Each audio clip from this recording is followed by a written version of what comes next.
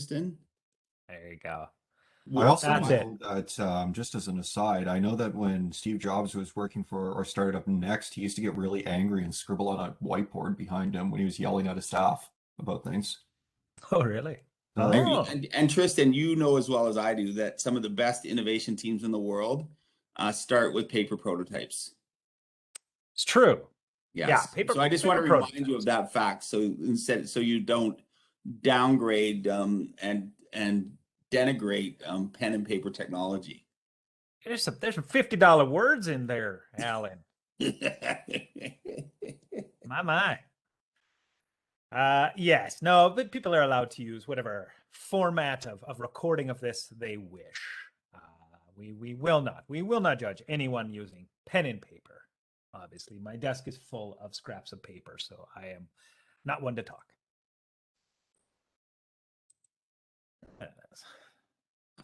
I used to go to school, had a paper calendar with like everything, like a book, and wrote everything for the day on. I can't.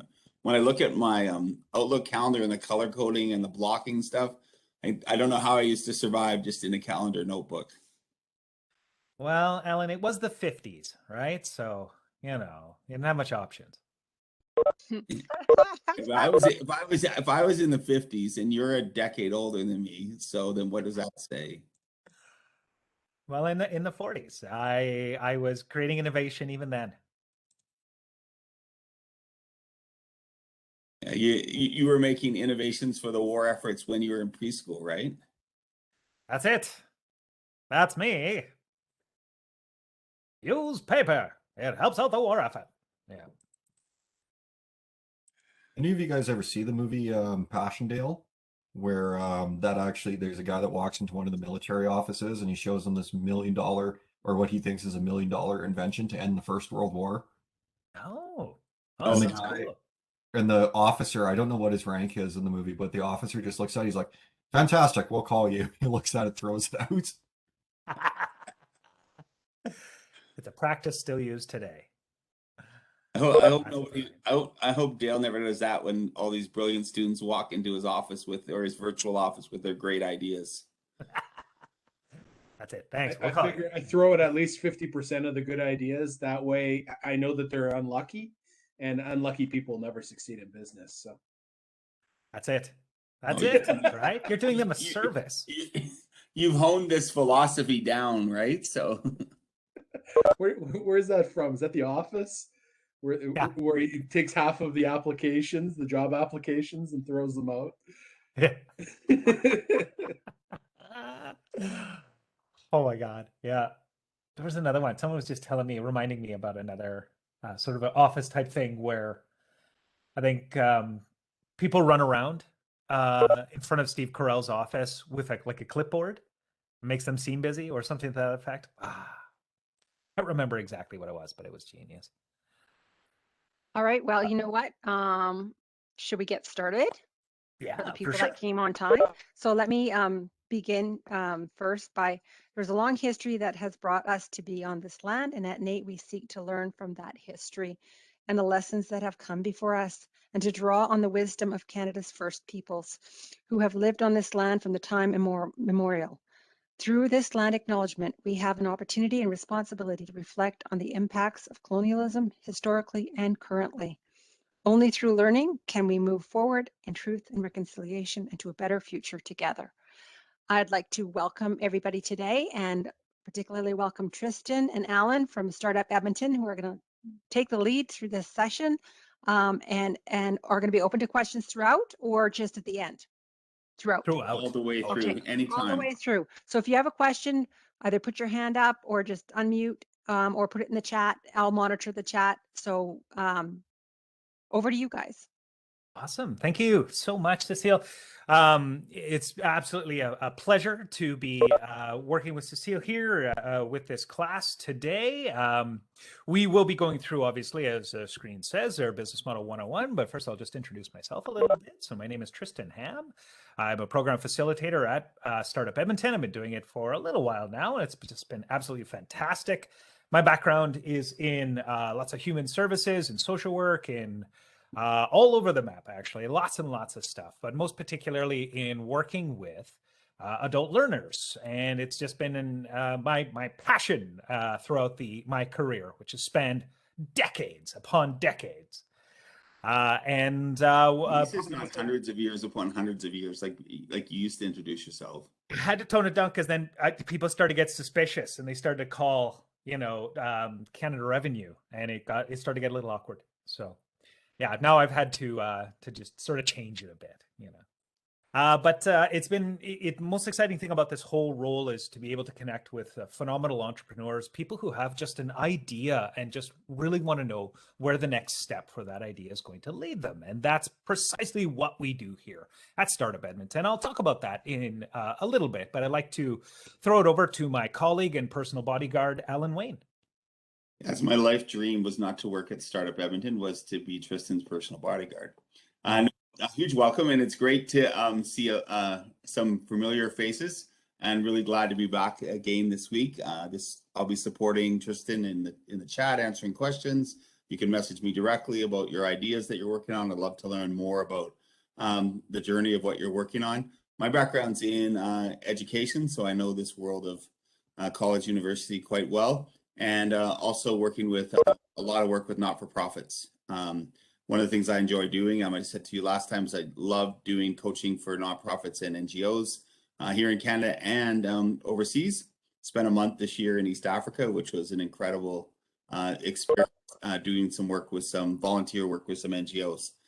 So Tristan and I really look forward to this. We have had the opportunity to do this workshop many times and really see the value of doing this as to getting your idea on a really firm footing. So it will be really hands-on. So I will put in the chat, I have already, if you haven't seen it, a link to a fillable PDF. Please access that, have that open on another screen. If you got a printer handy nearby, just print it off if you love the paper and pen version, Tristan, of that. And yeah, like we said, feel free to jump off at any time, mute, and just ask a question and engage with us. We want to make it as interactive as possible. Absolutely. Awesome. Thanks, Alan. Well, let's get going. Let's start this journey right away here. And what I'm going to do is just sort of talk a little bit about Startup Edmonton itself. Many of you who have heard Alan speak already probably know a little bit about Startup already, but just for those of us that aren't as familiar, I'll run through really quickly about who we are and what we're all about. So Startup Edmonton itself is an agency that is run, or rather connected to the city, that is here to support entrepreneurs.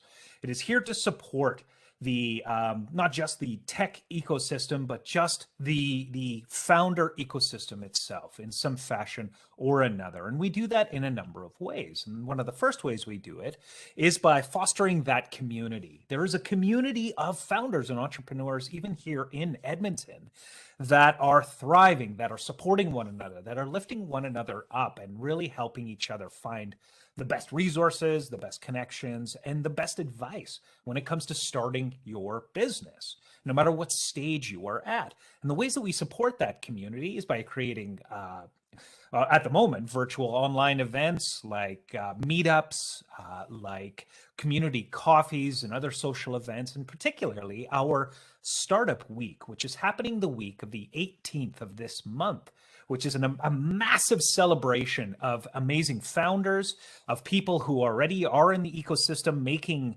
an impact, and really talking about the amazing things that they are doing and how they are impacting not just the city, but the world at large. And there are tons of talks that you can jump into. There's all sorts of great networking events and things like that. And to top it all off, on the Thursday, I believe, is our launch party where we celebrate around about 10 companies that are launched, that are launching, that are just trying to make their mark and find their feet so that they can keep doing the amazing work that they are doing. But if you want to find out what's on at Startup Edmonton, just jump on our calendar or jump on the website first and then the calendar and figure out what suits you, what fits with your schedule, and you can jump in and join us. And as soon as we are able to, safely have people in our space, we are in the Mercer building downtown. And when we can, we would love to have everybody come down and visit us. Come for a coffee, come for a beer, and have a chat. Meet the people who are operating in their businesses currently and who would love to hear any ideas or anything that you're working on. The other ways that we support the ecosystem here is with our programming. So our foundational programming is this Business Model 101 that you are currently in now.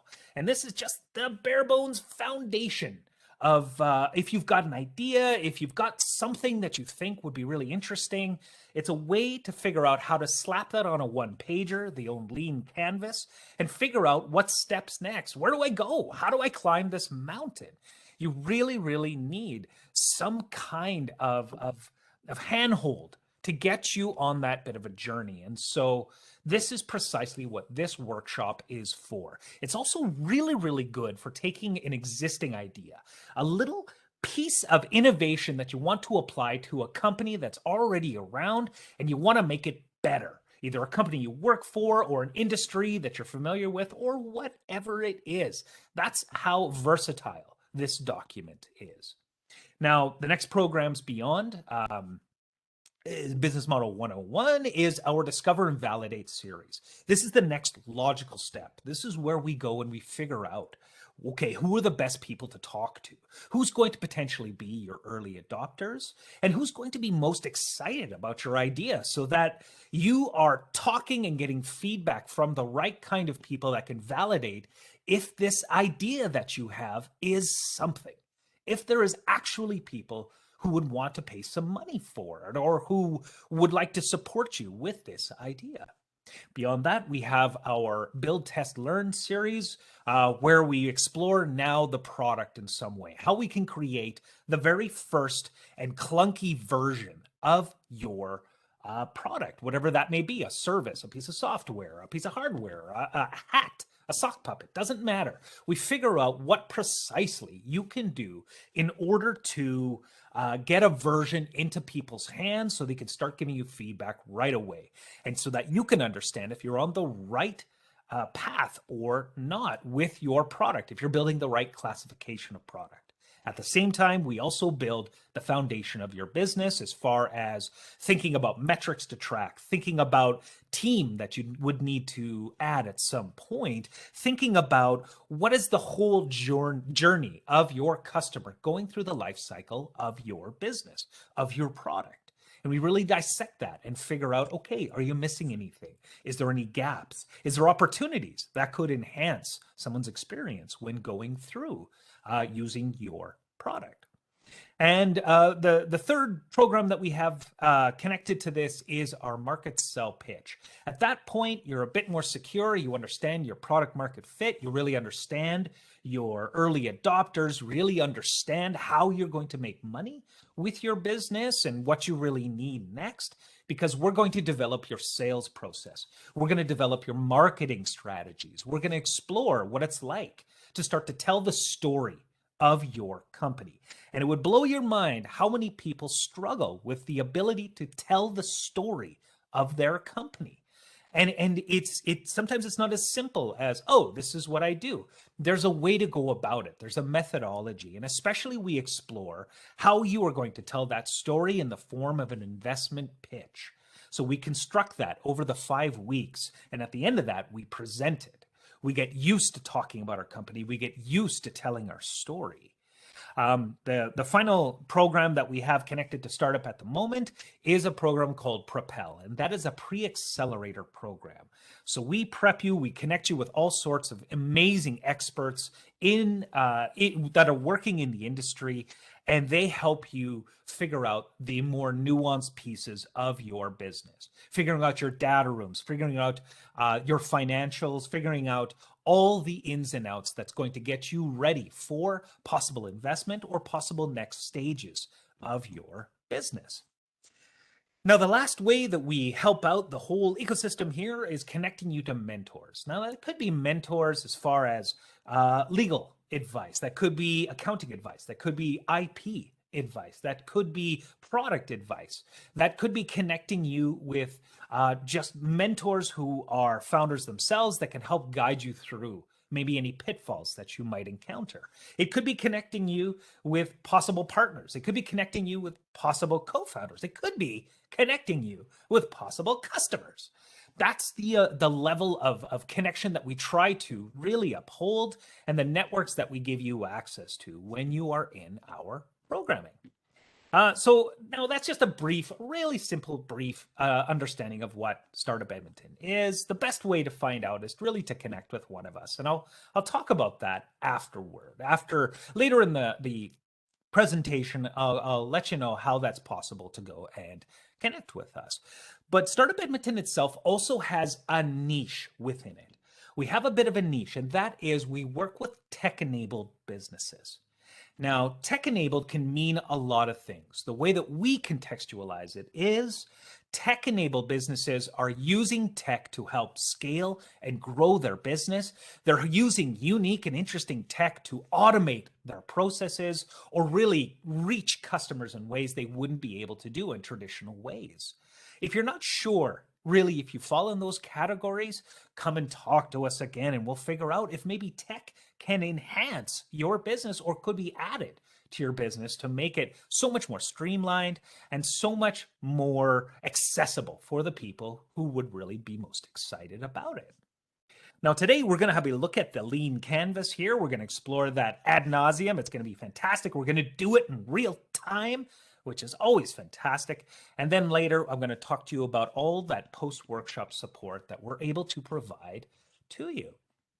I want to take a moment and sort of explore innovation. Now, innovation can mean so many things, but the way that we think about innovation is this.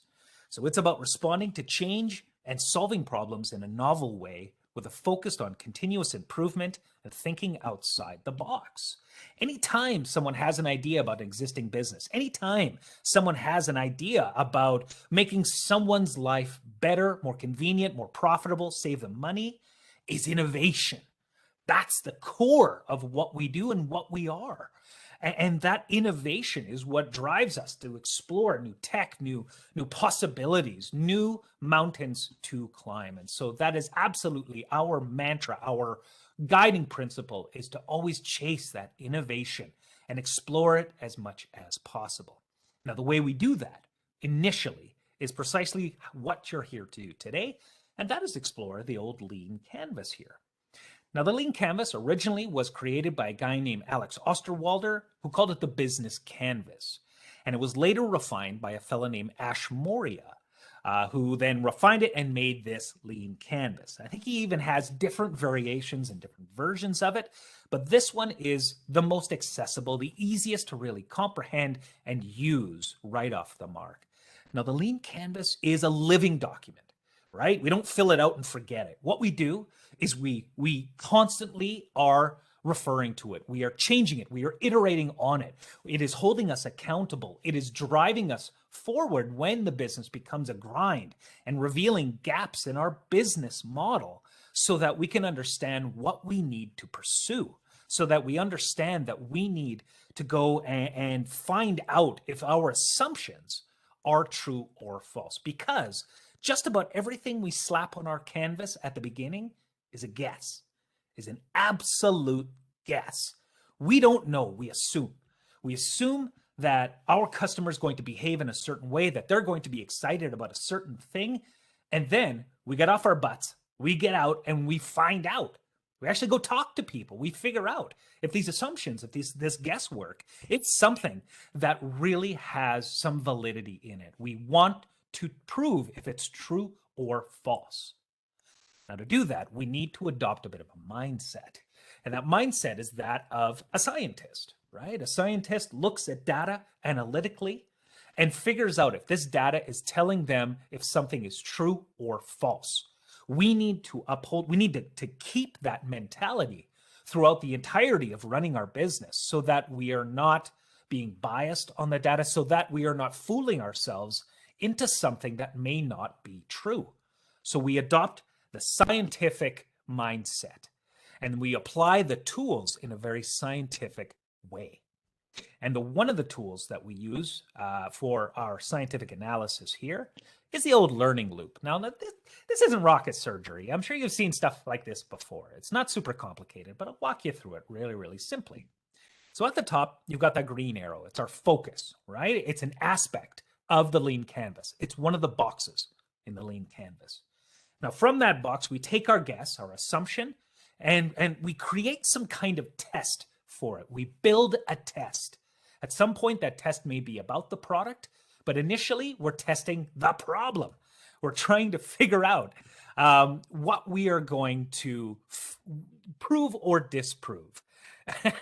Exactly. Brain surgery or rocket science. I mean, they're really they're interchangeable, really, really. Tristan's mind, they're exactly the same thing. So that's it, hey? That's it, exactly. He can do both at the exact same time, too. It's really amazing to watch. I want to brag. Left hand doing rocket surgery, left hand doing brain science, right? Anyway, so we build this test, right? Whatever. That test could be like a survey. It can be a, I don't know. It can be a questionnaire. It can be an interview. It can be whatever it is to suit our purposes at that time. Well, then once we built it, we got to get off our butts again and go test it. Like I said, we got to bring it and put it in front of the people who we think would be most excited about this idea or this problem being solved.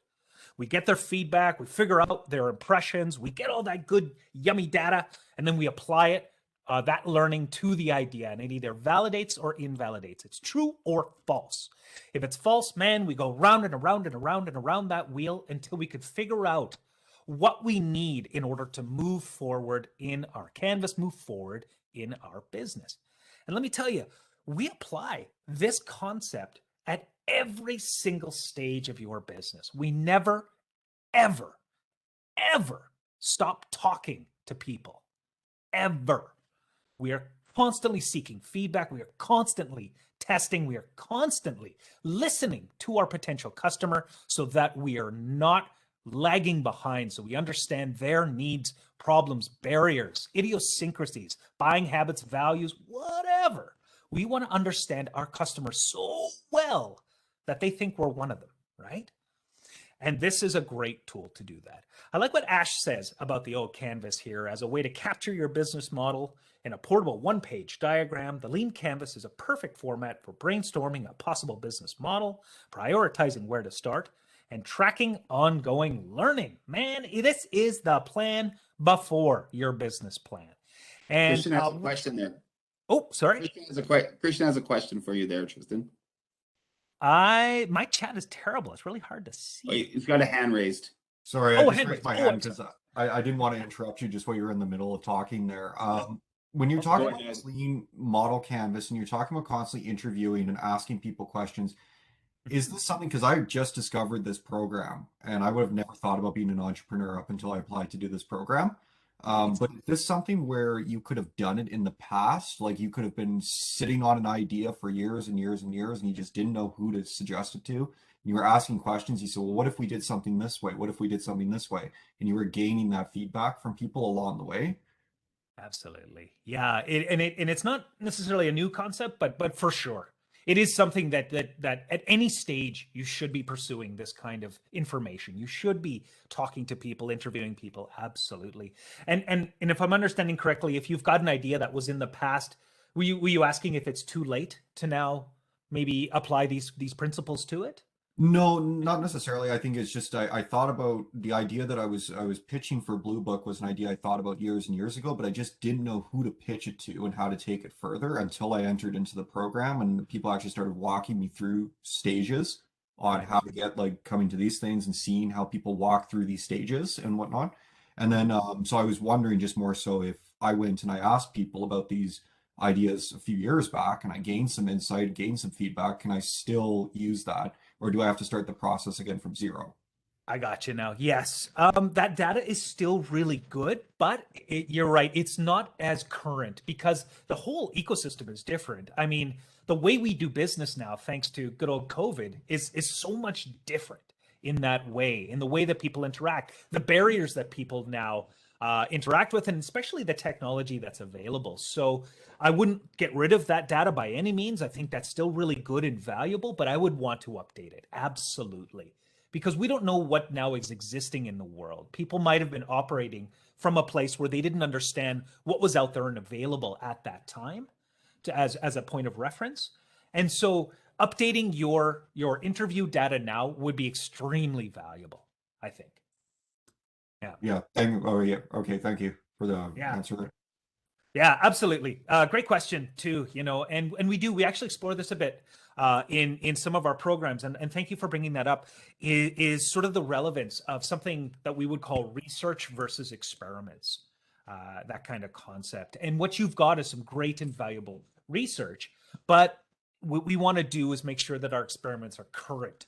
That again, we're really understanding what is currently happening in the world, because it could factor and maybe cause some variables in your solution now. Hey, so, but absolutely great question. It is Christian.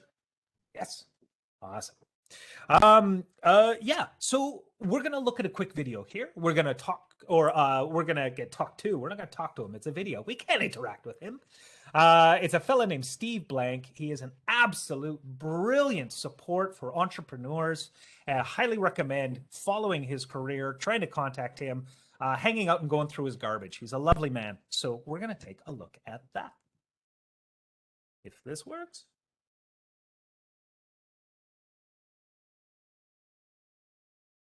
So what we used to believe for strategy is that you start any company with an operating plan and a financial model. What's an operating plan? Well, it's the business plan. And the belief was all I need to do is spend a lot of time writing this plan, and then all I need to do is execute it. And somehow magically, magical thinking said, if I thought hard enough and if I was smart enough to do all the great market research in the library and looking up all the data and then put together a forecast, the magic 5-year plan in the back of the business plan, somehow magically, all I needed to do was hire the people to execute that plan. If that doesn't sound silly to you now, don't worry, because it didn't sound silly for 40 years. But we now know that's kind of ridiculous. What we now know is that no business plan survives first contact with customers.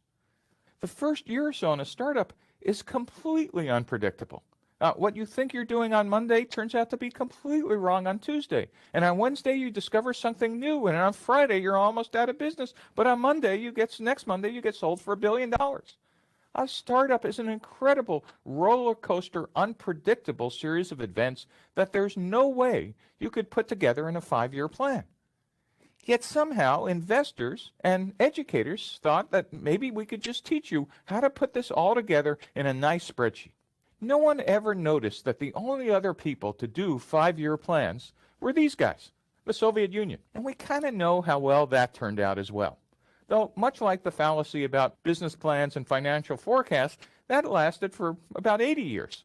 The good news is that we now know that business plans and financial forecasts first are just as silly as it was in the Soviet Union. So, no business plan survives first contact with customers. This doesn't mean we shouldn't have any planning, but it actually means what we need is planning before the plan. And what that really means is you need to figure out how to actually do some planning, and then you get to write the business plan. So let me be clear. I'm not suggesting we never want to do an operating plan, and I'm not suggesting we never want forecasts, but you need some real facts before you could do that. And one of the ways we're going to organize our facts is with Alexander Osterwalder's business model canvas. We'll talk about this canvas in some excruciating detail in the following lectures. But you should know we use the canvas for 2 things. One is, initially, we're going to use it to organize our thinking about all the hypotheses about every part of our business. But second is we're going to get out of the building and actually turn those hypotheses into facts, as we'll find out how to do later. And then, as we turn those hypotheses into facts, we'll be updating the canvas on a regular basis, and it will become a scorecard, a way to keep score for our progress of how much we've learned. So what this means is, instead of writing the operating plan and financial forecast first, we're going to use the business model canvas to actually capture all our hypotheses first. For the search for the business model, we're going to start with the model first, and then after we find the model, we get to write it up. So I'm interested to hear any takeaways that anybody got from that presentation, from the video there. You can either put it in the chat or say it aloud, but what really stood out for you? Besides that communism works, but people don't, is a good comment.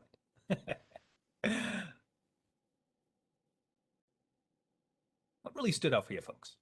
I think it kind of something that's really stands out for me looking at that is it goes back to the marketing class that I'm taking this year. I have to take my intro to marketing class because I didn't take it initially when I was supposed to. But looking at sort of the structure when he's talking about people come out with the financial plans first, or used to come out with these financial plans first for a business model, and then they would realize basically that that wasn't all that you needed. You needed to actually figure out who your customers were and who you were serving. And it reminds me very strongly of, just that time that we were talking about in marketing. I can't remember what the phase is called, but where people were just selling products just to sell products to people and whatnot. So it was like, cars that didn't work or machines that didn't work, but they could sell a product, so they sold it until they started actually going back and figuring out what consumers needed and what consumers wanted from them and then applying that research to their products. Awesome, Christian. Thank you. Yeah, great insight. Great comparison there too. It is funny, that sort of shock and awe kind of selling that was happening. And believe you me, like I've been in sales for like thousands of years. I've done every conceivable kind of sales, and it was exactly that. It was like, let me tell you what you need, and that's how I'm going to do this. But I do like, and I agree with you. I love that shift that now I'm actually going to listen. I'm going to shut up and listen to see if my product is actually something that will fit for what they are doing. And even better, I'm going to shut up and listen to see if this is a problem that is universally shared by my potential customer and stuff like that. Yeah, but it's interesting that evolution of it. Yeah, thanks for that, for sure. There's a few things in the chat, Tristan. Mm-hmm. Did this thought process develop around the same time that agile processes were being formulated? There are a lot of parallels. Yes, very much. They built off each other, the agile, the scrum kind of thing. If you've got experience in that, you will see those crossovers. It's all about testing as quickly and as soon as possible and as inexpensively as possible. That just overlaps. That's just a common principle there. Yeah, absolutely. You're going to see so many parallels to a lot of systems and how they work now, because it makes sense.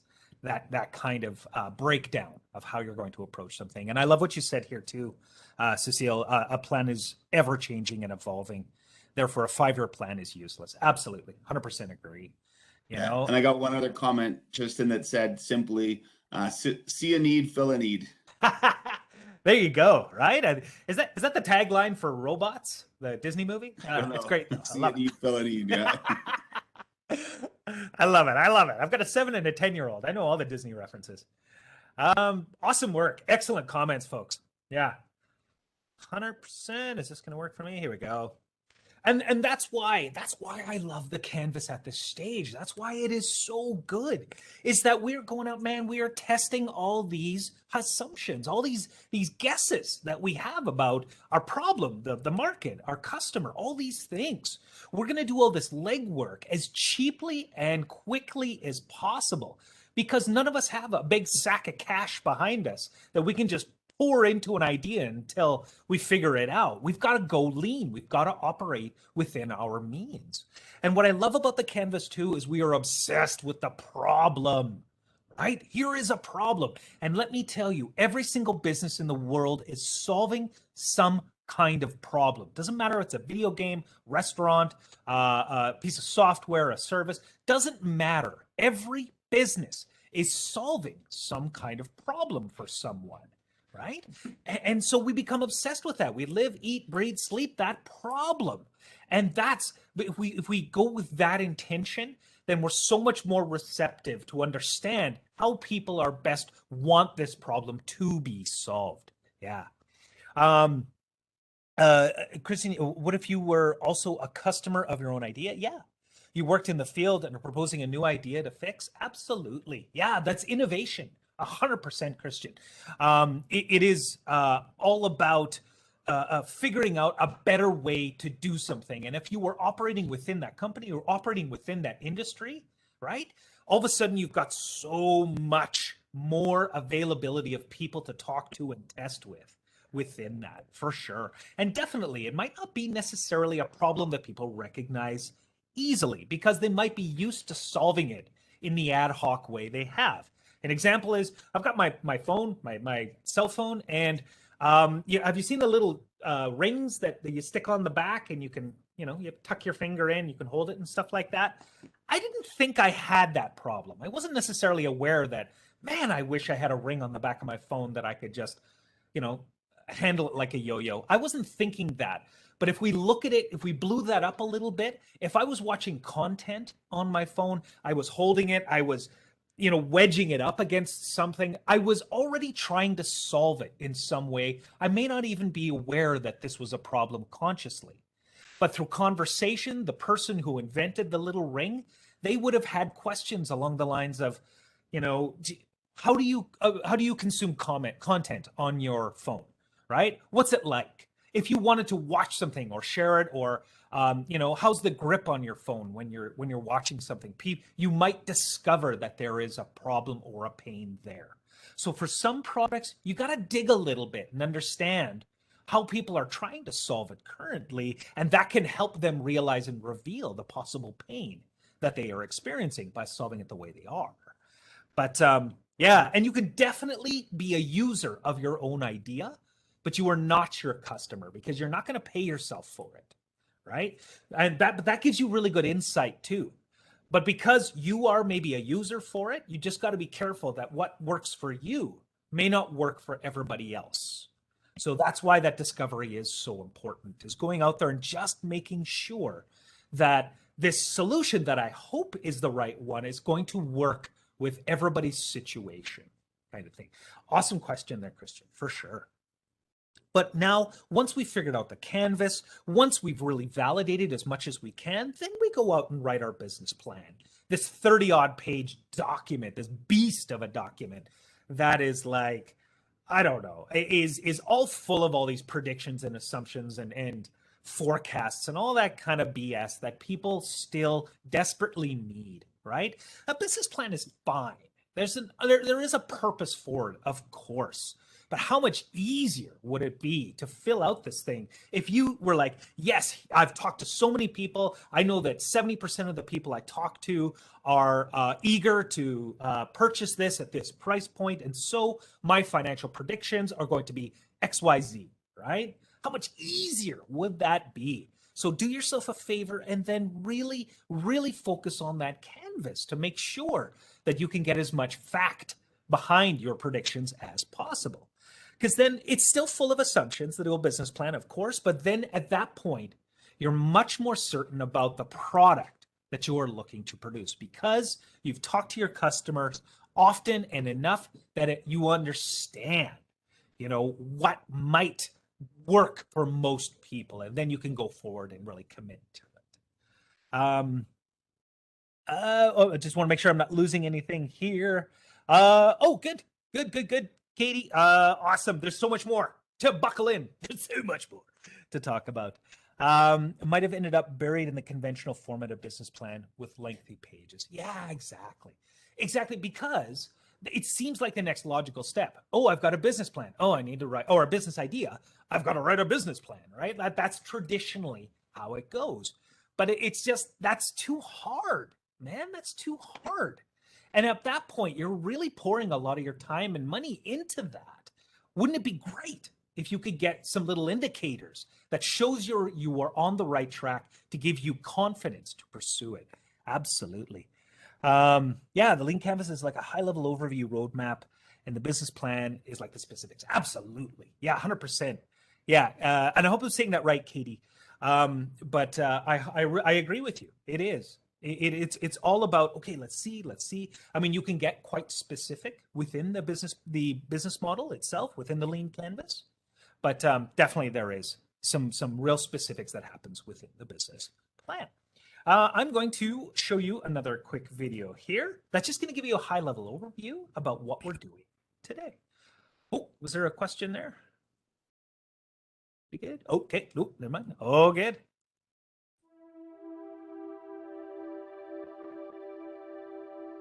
This is the story of Beth, her friend Carl, and an idea they believed could become a great business.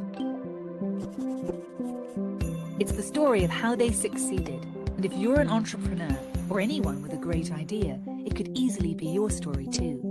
But let's begin at the beginning. See, even if you have a great idea, success is far from assured. That's because for every great idea that has shaped our world, there are thousands of seemingly great ideas that have flopped. In order to succeed, a great business idea needs a great business model, and they're not the same thing. Once your idea meets the world, it will meet customers. If they don't care about the problem your idea solves for them, it's game over. But even if customers love your value proposition, you can fail if your business model is not scalable and financially sustainable. You'll need to find reliable channels to reach and acquire your customers. You'll need to build an infrastructure that won't collapse as your business begins to grow. Failing to do just one of these things can mean death to your business, however great your idea is. That's why your first work is to search for the right business model, to map this world of challenges so it can be tamed and organized, allowing you to explore it, manage it, and plan for it. What if there was a tool that could help you with this challenge, simply and visually? A tool that makes it easier to stress test your ideas, track your progress, and avoid breaking the bank along the way. What if it was possible to design and test business models in a way that gives your idea a better shot at rising to the level of the great businesses that are shaping our world? It is, and though the journey for these guys, and for you, won't be a walk in the park, all you'll need is your creativity, willingness to work, and passion for your idea. We'll give you the rest.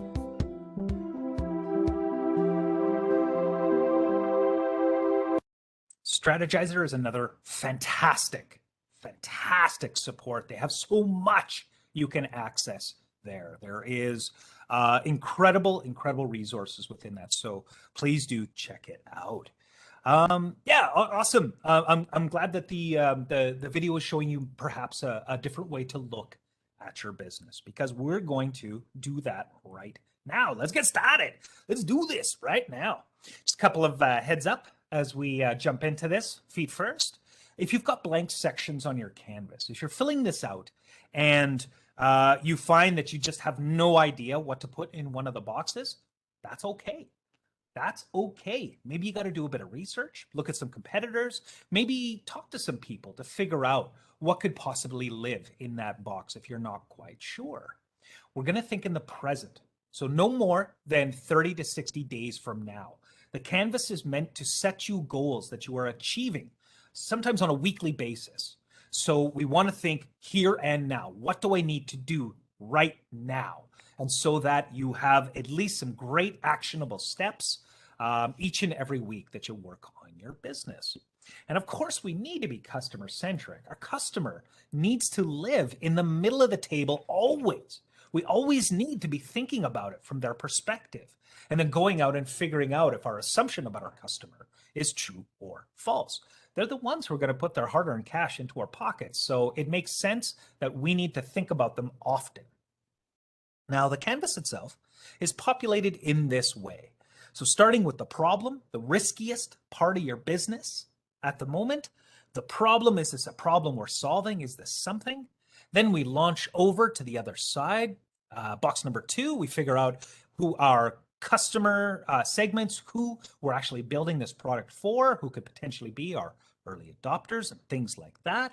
Then we zip over to the middle of the canvas there with the unique value proposition. Essentially, what makes us different? Why should people give a crap about what we're doing, right? And then we fill out the rest of the boxes, but really we focus on the big 3 first, because those are the ones that are going to drive a lot of our decisions when we're filling out the rest of the canvas. So it makes sense that we start with box 1A, which is our problem. Now, like I said, every business is trying to solve some kind of problem, right? If you're creating a restaurant that is going to serve, I don't know, delicious Southern foods, right? Well, the problem that you are trying to solve is making it accessible for people who can't get your unique cuisine locally, or are trying new types of cuisine that they've never had before, new experiences. We really, really want to get really specific with the problems that we are trying to solve. Now, to do that, we can use these sentences here. This can really, really help us figure out how to word our problem in this problem hypothesis statement here. So very simply, I believe this type of person experiences this kind of problem when doing this kind of task. Now, folks, I'm going to give you some examples. I'm going to do some examples as we go along here. But what I want you to do is when you're creating your problem hypothesis statements, I want you to also lace in a negative emotion. The reason is that we as human beings are emotional buyers. When we purchase something, there is an aspect of emotion in everything we do, right? I might pick up a cool mouse, right, for my computer, but it does all the functions of a mouse should, and that's great and that's wonderful. But if it's red and it comes in with a Star Wars logo, man, I'm sold, right? There is an emotional tie to the things that we purchase. So we need to make sure that there is a negative emotion laced in there. And we'll get to that in just a sec. But when you're thinking about starting to write your problem hypothesis statement, we need to get really specific, uncomfortably specific about the kind of problem we are trying to solve. And I'll give you an example here. So one of our colleagues was running this workshop with City of Edmonton employees solving City of Edmonton problems. And she was working away. She was doing canvases and everybody was having a grand old time. They were looking to go out for drinks afterward. It was an amazing experience. But as she was going along, she looked over and there was this one fella who had a total blank canvas with his arms folded and he was staring her down, right? And she thought, okay, something's wrong here. Let's go check this out. So she went up to him and she said, looks like maybe you're struggling a bit. Can you tell me the problem that you're trying to solve? He looked at her and he went, weeds. She went, what? He went, weeds. Trying to solve weeds? Weeds how? Weeds where? Like, what does that even mean? So she went, okay. I'm going to use a really, really simple technique here, right? It's another piece of another tool that's not quite rocket surgery, right? It's very, very simple. It's the 5 whys, and this is age old. You've probably seen this used in many different contexts, but the 5 whys works extremely well when drilling down the essence of the problem. Essentially, you're asking why until you get to the root of the problem. So she looked at this guy and she went, okay, weeds, why? And he went, well, okay, so people who live in rural residences, right? In the suburbs, and they have a local park near them. Well, they go to this park and they see that it's overgrown with weeds. They see damage to the park. They see that it's just not pleasant. And it ruins their experience. And they don't know how to get this solved. And it just absolutely frustrates them. And she goes, oh, okay. Why do they not know how to get this solved? And he went, okay, well, so when people see something that needs to be tended to in a city park and things like that, well, what they do is they try to report it through the phone line. But it's just such a messy process that people get frustrated and they give up. She went, well, why is it a messy process? What's going on there? I went, okay, so people phone in to report noxious weeds or damage to a park, and they get a phone prompt, and they got to do a certain thing, and then they get another phone prompt, then they get directed to one division, then they get directed to another division, then they get directed to a third division, and then they need to go through a bunch more prompts, and then they never hear back. And so they feel like it's a wasted process, that it's a useless piece of time. They get frustrated, they give up, and nothing gets done. And she went, yes. Here is something we can focus on, okay? This is something great. So to put it into a problem hypothesis statement, she could say, I believe that the local residents, the local people within a cul-de-sac or in a neighborhood who go and enjoy the local park become frustrated when they see that the park is damaged or overgrown weeds or just not tended to. So they go to report this damage to the city. But the phone line process, it's so convoluted, so complicated that they get frustrated, overwhelmed, and they give up and nothing gets done. That's the problem that she thought he could focus on to solve weeds. Now, Alan's got a fantastic bunch of negative emotions that are, because we get caught up, we go, oh, they're sad, or you're mad, or you're frustrated. There's so much more, so many more negative emotions, don't you know, than just those big three. So use some of these emotions here when you're crafting your problem hypothesis statement. I also want to do another example here. And this is an example that's very close and near and dear to Startup Edmonton. Do people know who Square Reader is? Do you know who this is? Yeah. So yeah, they're a little device. Yeah, exactly. So they're a little device that plugs into your phone and you can do credit card and debit transactions remotely. Yeah.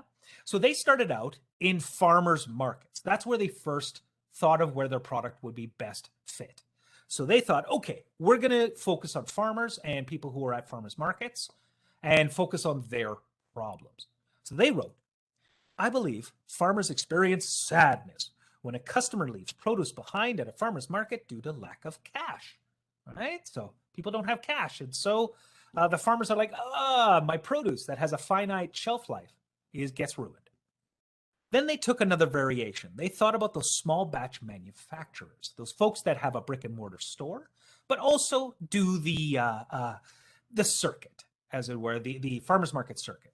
And they thought, I believe small batch manufacturers experience rage when their point of sale systems don't match between their physical store and the mobile or remote location.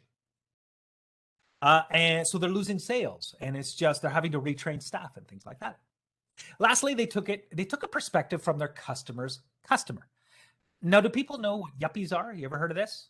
Yeah, young urban professional. It's not me. I am not a yuppie. I don't have that kind of cash. No, you'd probably know them as hipsters or perhaps another word. But people who have that disposable cash, right? So they thought most of these are students, so they're probably not yuppies yet either. Some of them may be sometime soon in the future, but it's something to shoot for. Yeah, definitely, Yes. definitely. Yup status. So I believe yuppies experience guilt when they don't shop locally. They got a favorite vendor, but they don't have cash. So they can't support the vendor that they really enjoy. So folks, I want you to craft your problem hypothesis statement. See if you can come up with a few variations, but I would love it if people could throw that in the chat. If people are able to throw their problem hypothesis statements in the chat, that would be amazing. You don't have to reveal how you're going to solve it. Remember, I don't need to know your secret sauce here. I just want to know what is the problem you are trying to tackle here. Here we go. We've got one. I don't want to lose it here. Is hopefully I said this right. Is it Ndizwa? Yes, I probably that's butchered that. Is that okay? Ndizwa? Okay. So experiences difficulty in managing bills and sorting out their finances. Banks do not offer useful UI to help people understand their finances, and they lack the capabilities of connecting their customers to better financial services. Yeah, really, really good. You're starting to figure out the problems here. Who is that for, though? Who specifically are we talking about when we're building this problem hypothesis statement? And what is the difficulty in managing and sorting the bills? So the banks don't offer easy tools to use, it sounds like. Is there also like a lack of education? Is there also like a disconnect? People don't grow up with that kind of financial literacy and things like that. So yeah, really good though. Awesome start. I just want you to get even more specific about the biggest problem there. And that's one thing we're going to encourage you is get more specific. Dawn, great start. I believe women experience fear when walking alone at night. And that's an overarching problem. And as we, in a couple minutes, Tristan will take us over the customer segments. We're going to ask you to think about what category of women. It could be in certain urban or downtown settings or in different kinds of of contexts, maybe different times, and what's all behind that, that fear, what experiences maybe have they in the past, and unpack it. There's probably 2 or 3 different problems inside that one bigger problem. Absolutely. Yeah, really good.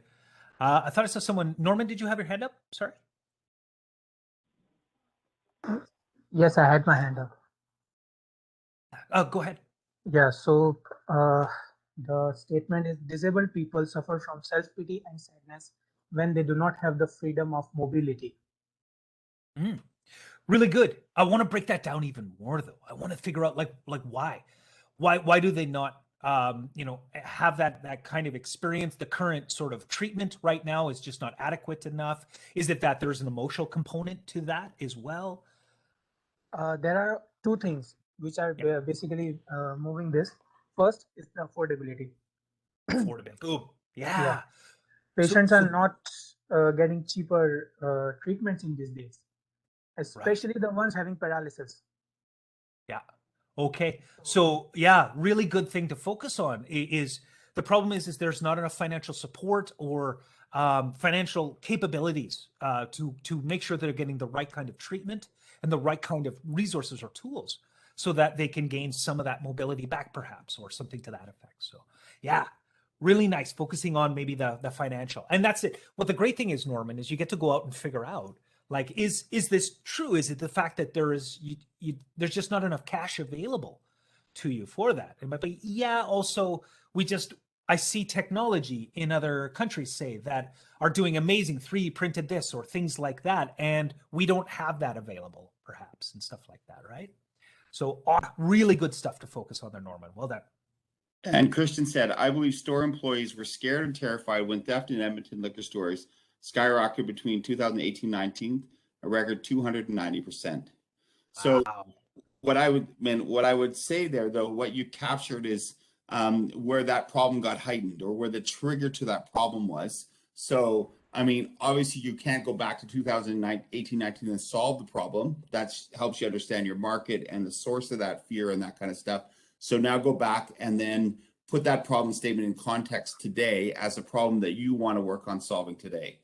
So I believe liquor store employees are still scared or whatever is behind that because of, just of the number of break-ins and stuff like that. So put that in today's context. But very excellent start. I love the context and the data behind that. That's awesome.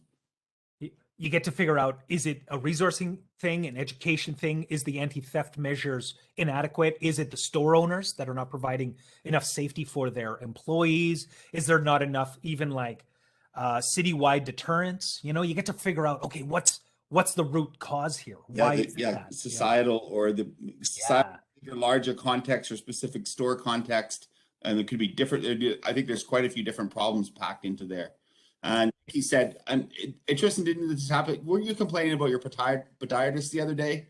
How terrible they were and waiting in their waiting room? I thought you and your feet there. She said, I believe patients experience dissatisfaction with our office when it takes a long time to get arch supports. Yeah, so we're the owner of the office that the people are dissatisfied with because it takes a long time to see us. It's a 3-week wait time just to see us. And then to get the arch supports back, our lab is like, they used to be really good at like a 2-week turnaround, and then it's like 3 weeks pushing into 3.5 weeks. So, someone calls on the phone, they're like, yo, my feet hurt, fix me up. I'll pay you money, like take my money. And literally it's still going to be 6.5 weeks before we can even start helping them feel better. And I think that that dissatisfaction with time is a cause for people to say our office isn't as good as it is, or our treatment isn't that great, when we treat them well. We don't have control. Like it's a problem that needs to be solved. So you're starting out tackling this problem as an entrepreneur from inside, solving it for an existing business, right? Yeah. So within that context of your office and that time, I also wonder if maybe you don't want to solve this, but there may be a solution there as an entrepreneur, which is a scalable solution, because if you were experiencing it, probably multiple other podiatrists are experiencing the same kind of issues, right? So you can look at that problem as an entrepreneur and also as an entrepreneur. Well, my solution that I'm hoping to test is if it's worth it for me to start 3D printing our own orthotics and take decentralized manufacturing and bring it to smaller scale and do that for our buddies. Like, we have a bunch of friends that would probably want it too. If it works for our office and they want to sign up for it, is this a good business for me to do? That's what I want to validate. That's what your test is too. Also, you want to go out and make sure you validate the problem from the perspective of the other podiatrists as well. Yeah, see how everyone's doing.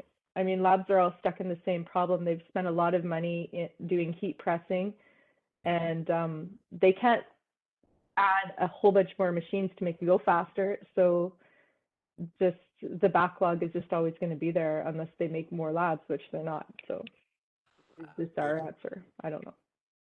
Tristan, move on. That's my issue. Oh no, that's great. I love that whole that way. Do we have time to take one more here from Chris here? Yeah, let's do this. So I believe that local hobby store owners experience a challenge in reaching new customers because there is a lack of accessible marketing avenues for small local businesses. Really great, Chris. So we get to figure out, Chris, why is that? Why is that there is this lack of accessible marketing avenues? Is it that nobody is, really tackling that specific sort of channel? Is it that, people who go to hobby stores, they're from so many walks of life that it's hard to sort of advertise in one place and know that people will be there to accept or to receive that message? Are they inundated with too much, and so it just becomes white noise? And they're like, well, I don't know. How do you discern, right? So the other challenge is a lot of these store owners have no formal training, right? They just started business and they're winging it and they're doing a great job, but with about 1 million things on their plate, marketing is one of the last things. And then especially when you're trying to deal with a localized market, what do you go to, right? Papers are too expensive, radios are too expensive for their needs, they're not targeted enough. And when you kind of get into like Facebook marketing, you're kind of doing that shotgun approach, and you've got that sliding scale of like, how much is that going to cost you, so on and so forth, and you don't know. And then so there's that real big element of unknown and not willing to learn that kind of the more technical, cheaper options for it. And this is actually kind of like one half of the problem.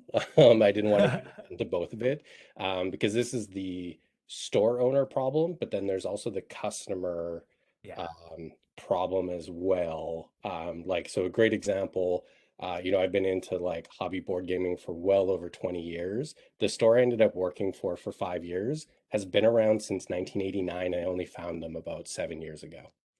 Right. And like they've been in the area, right? So there's just no reach, and I'm the target market, right? And I had no idea, right? So there's a little bit of those sort of challenges, and how do you connect people? And then working in a store for so long, you run into people who are literally spending thousands of dollars like every couple of months, and then say, I have no one to play these games with, right? And you're like, well, that's a problem that needs to be solved, because as a store owner, you want to keep coming back, spending thousands of dollars every couple of months, right? Exactly. Yeah. So you're right. Lots of problems there, lots of things to tackle. And that can be the danger sometimes, is going, wow, there's so many problems, so many potential, maybe solutions even. Where do we even start? Kind of thing. Sometimes it's like, okay, let me figure out where is the biggest sort of pain point, who has the biggest and loudest difficulty here, and focus on that aspect. And then you get to figure out, okay, this is what I'm going to try to tackle here. Because again, the danger is like, you could do a lot of things for a lot of these shop owners and hobbyists. You could do them well, or you could focus on doing one thing extremely well, right? And that can be the foundation of then being able to branch off to that. But awesome stuff, Chris. Really good insight into some of the difficulties that they face through your discovery, through the conversations and your own experience. You're going to whittle down what that comes from. It all may stem, exactly like you said, from a lack of education on how to tackle that kind of marketing. And the fact that and it kills me. I'm going to quick digression here. It kills me when someone says, oh yeah, I've got my marketing plan. I'm just going to do social media. That kills me. That is not good enough. There are so many different social media platforms that tackle so many different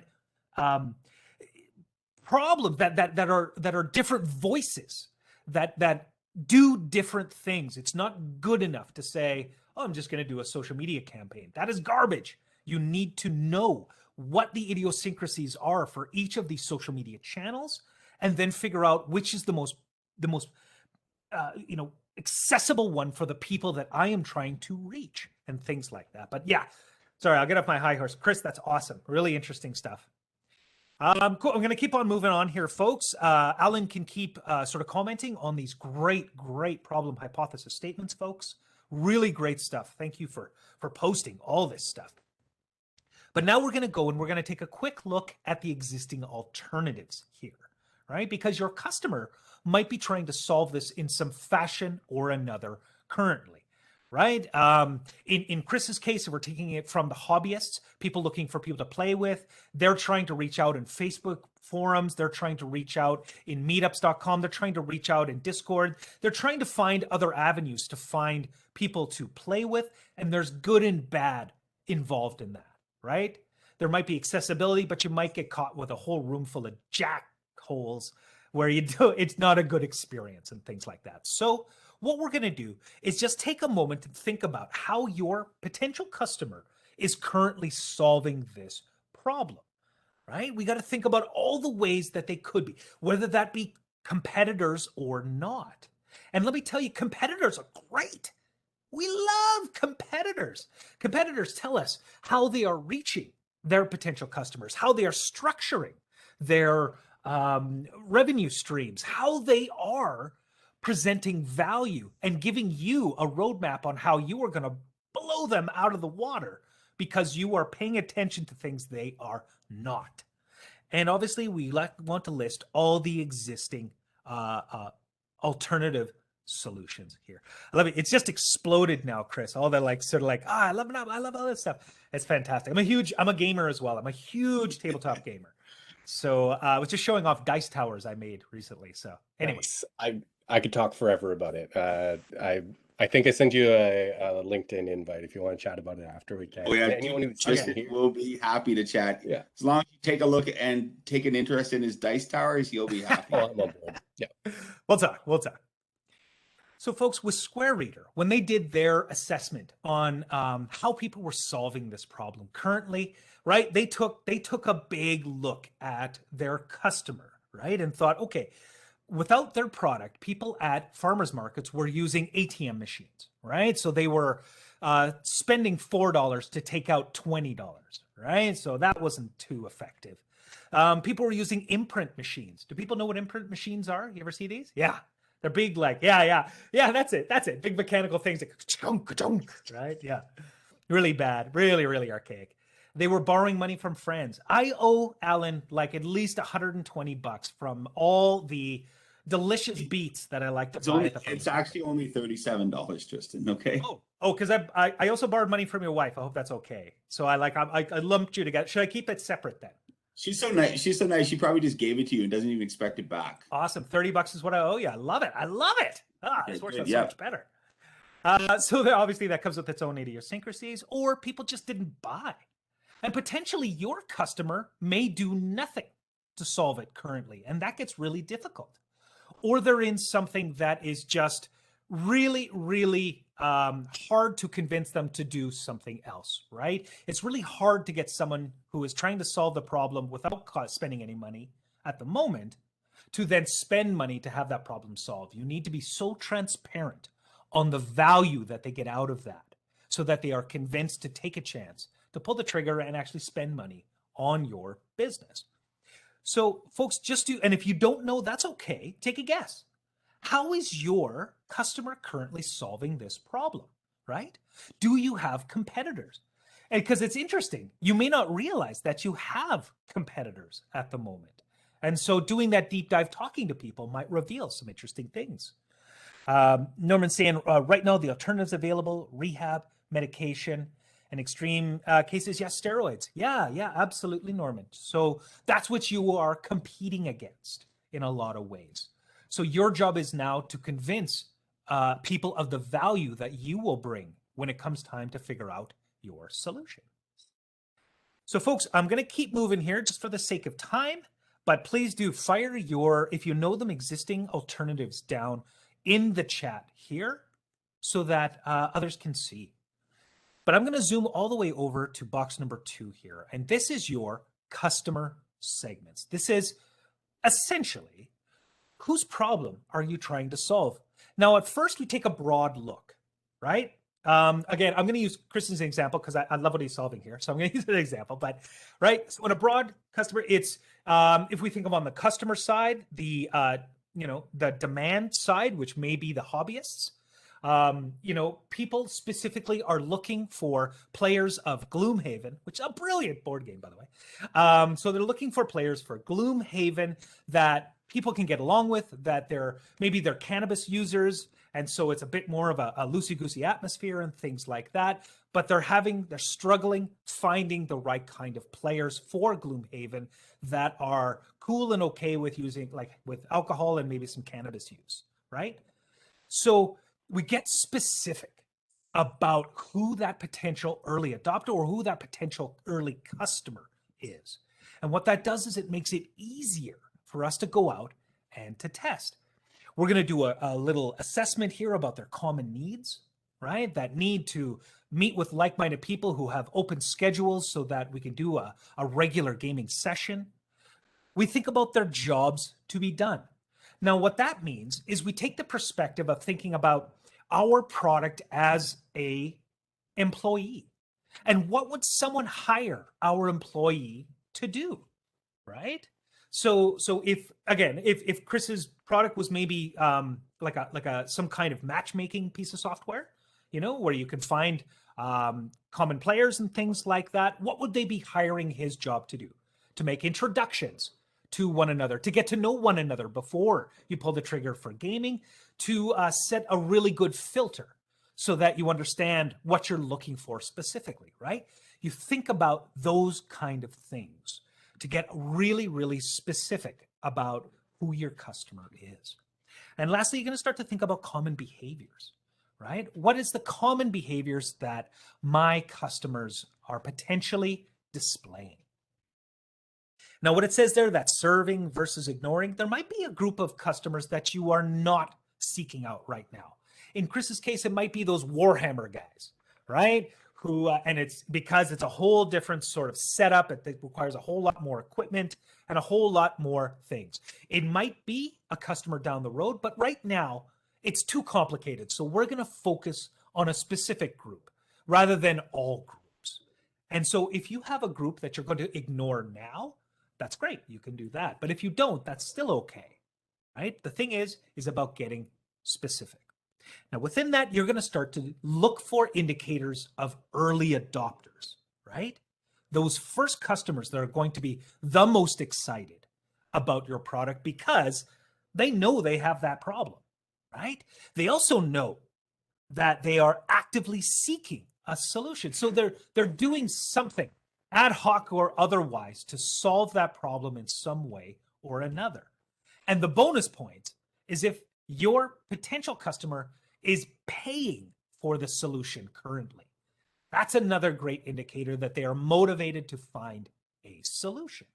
Just some things to keep in mind when you're thinking about your potential early adopters. For good old square reader here, farmers makes sense, right? Of course. Start out in farmers markets, of course they're going to focus on farmers, but specifically farmers who are at least 6 farmers markets a month and who do average transactions of $20 and above. That specifically was who they were looking for because that was data worth tracking, right? At that stage, that made sense for where they were. For the small batch manufacturers, same thing. They're looking for those folks that are on the road at least 6 times a month, but who are doing transactions of $50 and above because they're doing artisanal products like mugs or something like that, right? So they're looking for that specific transaction price point. They did have a group they could ignore at this moment, and that was the party hackers. So people who would use their product for cover charge or drink tickets and stuff like that, right? At the moment, that was too variable for them. So they decided to focus on the farmers and the small batch manufacturers and not so much on those party hackers. They sell to them now, but at the beginning, they were very specific. We all know Facebook. We all know Facebook because it sort of shat the bed recently, which was kind of funny. But we all know that. When it started out as the Facebook.com, it was for one floor of a dorm in an Ivy League college. That's who it was built for. From there, once they've established that, they spread to other floors of that dorm. From there, they spread to other colleges. From there, they spread to another segment. And finally, they tried to take over the world. But they started small. They started with a very specific group and a very specific problem they were solving. Do people know what this thing is? This is on Jasper and 104th. Do you know what this mess is? Yeah. Alan, Chaos. it's chaos. Alan loves to call it chaos, right? You kids today, right? And their loud music. So it is. It's called a scramble crosswalk or a chaos crosswalk or a Scatter crosswalk. Scatter crosswalk. Thank you. My mind went. Right. So really quick, let's go rapid fire, super, super fast. Say it aloud, throw it in the chat. Who is the customer segment for the scramble crosswalk? Who is it? Who is it? We should be able to come up with at least 20 pedestrians. Oh, Pedestrians. we got like 3 of those. Pedestrians and we'll say cars, vehicles are beautiful umbrellas. Now let's get specific. Who are those pedestrians? Would it also be police and EMS that are responding to traffic fatalities or pedestrian 100%. fatalities? 100%, Christian. Yes. 100%. Yes. Emergency vehicles. Absolutely. Emergency staff. Absolutely. AHS. We've got office workers, employees, people downtown. People who work In downtown. the downtown area. Red cars. Specifically red cars. Utilize it. Red cars. I mean, this one's at 104th and Jasper. The one where we are, Tristan, that 104th and 104th is right across from Rogers Place. Yeah. You have one set of customers before the Oilers game. Yeah. And so it's exactly the same people. You have another set of customers after the Oilers game, depending on what the alcohol they consumed is. Precisely. So very different ways to utilize the old chaos crosswalk. So brilliant. We got shoppers, businesses in the areas. We can get even more specific about who these folks are. Are they families with kids that they need to be really efficient crossing? There are students at Grant MacEwan. They're using it as well. What is the purpose of the chaos crosswalk? Oh, it's meant to efficiently get people through the intersection to where they need to be, regardless of what corner they are aiming for. Cars are not allowed to enter the scramble crosswalk when it is pedestrian time. So people You can cannot turn right on a red light. You I've can't had turn people right on a red light. over, and I've given them this finger when Your they 50 finger. Ugh. right. Yeah, to nobody do wants that. that. You can Yeah. actually, if you count it up, you can cross it when it turns walk. It's walk in all directions. You can cross it 12 different ways. Yeah, 12 different. There you go. Boom. Solved it. There's more ways than that if you go outside the lines. Yeah. And weirdly enough, Don, it is actually far more efficient for both pedestrians and cars, the way that they've built it. It blows your mind. It's amazing. So people on the go. We got, what about folks who are like Alan and myself? We're elderly, right? So maybe we have mobility issues. And so we need to get across using our mobility tools. Alan's got a great rascal that he uses to get across crosswalks. Sometimes I piggyback him, whatever. But, what about people who are visually impaired? Who are auditory impaired? What about people who are have some sort of maybe disability that really makes it challenging to cross a crosswalk, right? We can get very specific about who that customer segment is. Great job here, folks, by the way. But if we thought about it, I bet you when they built the scramble crosswalk, first and foremost, they thought about the most vulnerable customer segment first. Right? Who would have the most difficult time crossing a crosswalk, and who would this best serve, right? I bet you that's where they started to test early on. So folks, think about your early adopters here, right? Who is the top priority, right? They know they got the problem. They're trying to solve it in some way. Hopefully they're paying to have it solved, right? Also, who can you easily access? Don't make it hard on yourself, right? Christian brought up a neat point about maybe solving something for an industry that he's in. I don't know specifically, but If you were trying to solve it for a workplace or industry that you are in, look to that industry and workplace. Talk to the people that you are connected to already. Don't make it hard on yourself, right? Then branch out. All the Facebook groups you're part of, the LinkedIn connections, the subreddit groups you're part of, the Discord groups, the Twitch streams, doesn't matter. Access the things that are easy for you to access. First and foremost, make it easier on yourself. And if you got a group that you're ignoring at the moment, it's okay too. Now, folks, as you're filling that out on your canvas, I'm going to blare right over to box number 3 here. Now, box number 3 is your unique value proposition, or your UVP. Essentially, an overarching, clear, compelling statement that tells us what value you are bringing and why we should pay attention to you. The way we come up with that is we think again about those customers, right? The jobs that they need to get done, right? With those things that they're trying to solve. We think about all the gains that they get out of how they're solving it currently, all the pains that they get solving it currently. And then we're going to draw out that UVP from one of the problems, probably the biggest problem that you're trying to solve currently. Now, instead of focusing on the negative, we're focusing on the positive feelings. We're actually thinking about the whole end journey someone's going to experience by using your product. So specifically, we are not just focusing on features. We are not just focusing on the benefits. We are focusing on that finished story, that complete value. And I'll show you some examples here. Do people know who this is here? Campaign Monitor. You ever heard of them? No, yeah, Cecile has, yeah. So essentially, when they started out, they were creating email marketing software for designers and their clients, right? So they create this software in order to help out designers and their clients, hopefully get them customers, use it for a newsletter. There you go, bing, bang, boom, perfect. So their UVP is exactly that, email marketing software for designers and their clients. Is that a feature? Is that a benefit? Or is that a finished story, folks? Can anybody tell me?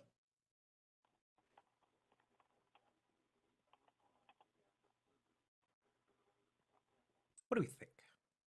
I think a finished story, that one. Oh, a finished story, it feels like? Kind of thing? Maybe if you were a designer, perhaps. It might sort of make sense and translate in that way. But for me, thinking about it, it feels like a bit of a feature, right? It feels like they're talking about their product versus how it's going to benefit me in the end. Yeah, it tells me what they're going to do for me. And that's it at that point. Yeah.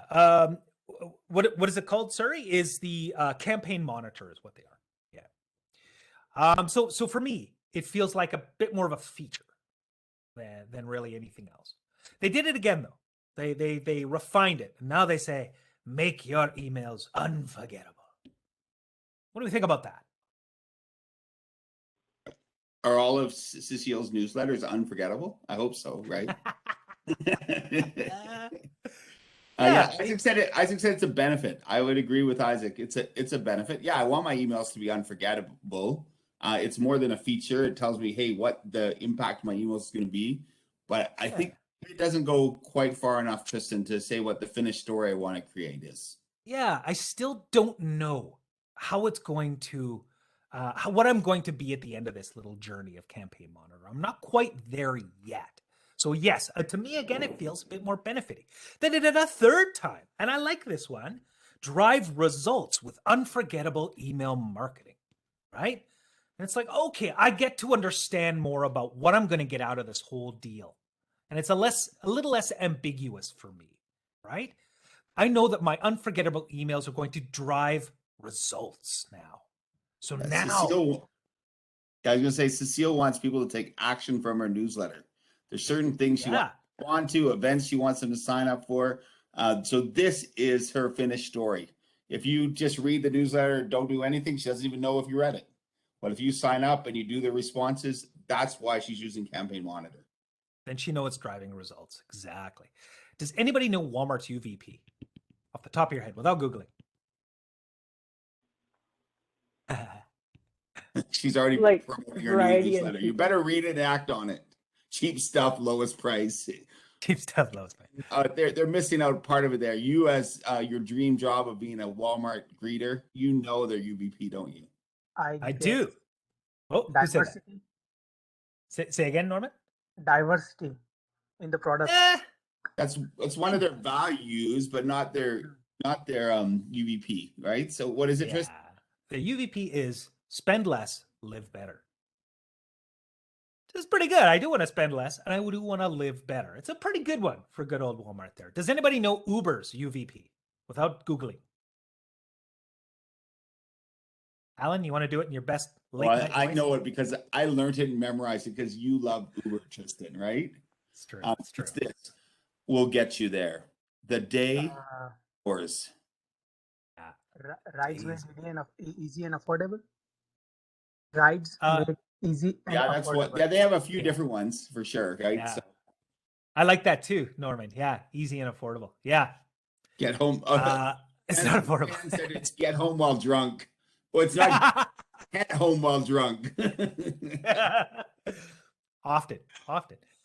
What about Nike? Does anybody know Nike's UVP? It's an easy one. Just do it. Nice Just one. do it. Yeah, just do it. Exactly, right? I love that one because it's like, I want to exercise, but I don't have the equipment. We have the equipment. Just do it. But I want people to exercise with. We have groups and clubs and all that kind of thing. Just do it. Well, I've got excuses. We don't care. Just do it, right? It's very forward moving. It's very, very proactive in it. Now, yes, sir. I was going to say, so Tristan, are we trying to come up with the just do it? Or are we trying to come up with all that story behind the just do it today? And this is the thing. You know what's happening is it can feel like you're trying to come up with some catchy slogan or some motto, and it kind of turns into that down the road. But right now, exactly, Alan, we're just trying to come up with the best statement of value we can about our company. Just know these places like Walmart, Uber, Nike, they've spent thousands of dollars and thousands of hours on developing their UVP. But we as entrepreneurs at this stage, we can start to suss out our value right here and now. So I'll show you good old square reader here. So the farmers, remember the farmers? They were feeling sadness. You know, people walked away. Now they're feeling joy because they sell more products, pay staff reliably, less variable expenses. Those small batch manufacturers are now feeling calm instead of rage because they train themselves and their staff on only one point of sale system, earn more profit, spend more time with family. So Square Reader came up with 3 different ones, and I like them all. But the first one is take payments anywhere. Pretty good. Yeah, I can do my business. Doesn't matter where I am. I can do my business. Then they got start selling fast. Well, that's pretty good. Yeah, I want to start selling fast. I want to go now. I don't want to muck around, right? But I like this one the best. Secure, simple, fast. What I love is that when I'm dealing with people's financial information, I want it secure. I need it simple because I'm not a techie guy. I just plug and play. Good. And fast? Hells yeah. I got carrots that need to be sold. It's got to be fast. So I like that one. Folks, when you are crafting your UVP, right, think about that end result that people want. You could add a specific period of time, right? Get it now. Get it yesterday. Do it fast, right? You can have something like that. You can address some specific obligation or objections in there, right? Secure, simple, especially if that's important to your customer. But just get that real desired emotion in that, right? Identify the outcome and then link it directly to that problem. And yeah, I like Alan's here is, what is it here? Hot, fresh pizza delivered to your door, 30 minutes or less, or it's free. Man, that works. Yeah, I like the challenge. I may not give all the digits to my address to see if I can get that pizza for free. One day we'll keep get going. Tristan, you're on Box Street. Keep going, man. Yeah. Stop dreaming about pizza. Supper's 35 minutes away, okay? I know. Folks, I would love it if you gave it an attempt. I would love it if you slapped your UVP into the chat. If you have one you want to try out, remember you workshop this. And also know, folks, that you may not realize your true value of your product until you've talked to your customer a bit. Something may surprise you, right? The true value may be the safety you bring, maybe the security, maybe the convenience that you bring. And so you can come up with one that you assume is your value, but just know that it may evolve as you go along. And look at this, Dawn. This is awesome. Reach out for help anytime and anywhere. That's lovely, Dawn. Yeah, I love it. I love it. And, Who else? and Deesa's got financially sound, bank in your pocket, financially set. Nice. Yeah. And we got Lorianne, feed the bees and yourself. Yeah, man. And like, we got Norman here. Freedom to move in this beautiful world. Wow. Like really cool stuff, right? But end journeys is what I'm hearing. I'm not hearing people talk about their amazing tech and talk about all the fancy, flashy things. We're talking about how it's going to benefit the end user. And that is where you're going to score the biggest value. When people are able to imagine how amazing their lives are going to be when they finish using your product. And I like that too, Dan. We make it fun. Good. That's our mantra, isn't it, Alan? Awesome. I'm gonna keep moving here, folks, just for the sake of time. We're gonna zip all the way over to box number 4. Now, Alan loves this box because he calls it disappointment box, because we're gonna spend almost no time at all here. Your solution. You may have in your brain what your solution may be, but we don't know if it's actually going to work for your customer until we go and talk to them and figure out all their barriers, idiosyncrasies, the way that they purchase, how they can access things, right? So what we're going to do in this box is just come up with the simplest things that could solve that customer's problem at the bare minimum, right? So what we're going to do is leave our solution open to be iterated on, to change. We're just going to list the capabilities that are necessary to solve the problem. And we need to be willing to pivot, right? I don't know if people know this, but Instagram started out as a business called Bourbon. Bourbon had everything under the sun in it, all the features in the world. And they found out that nobody cared. Nobody wanted them. So they pivoted and just focused on that photo sharing, right? So, yeah, exactly like bourbon. Exactly. I like bourbon, yeah. To go with your hot, fresh pizza. Yes. Bourbon and hot fresh pizza. Exactly. You got to be willing to pivot if the customer is leading you in that direction. What I don't want you to do is just create the full solution here, right? I've just spent thousands of dollars and created the perfect app. And now I'm going to go out and see if people want it. You know, no, don't do this. Save yourself heartache. Keep it on the cheap, right? Do not invest heaps of money until you are absolutely certain you are building the right classification of product. Don't list all of the features. I don't care if it comes in red and has a fuzzy handle. I don't care about that right now. I just want to know it solves my problem. And the reason we don't fall in love with it is that we may not have the right solution for people. So if people say, no, I don't really like that, we're more likely to give up, to just, okay, fine, that's it then. That's all I can do. So we don't fall in love with it. We keep our scientific mindset, right?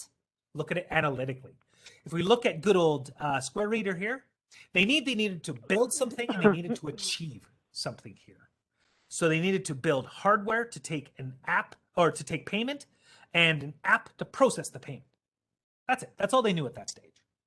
They also knew that they needed to broker some kind of standard credit card rate with a credit card company because that's the linchpin of their product, right? It's the linchpin.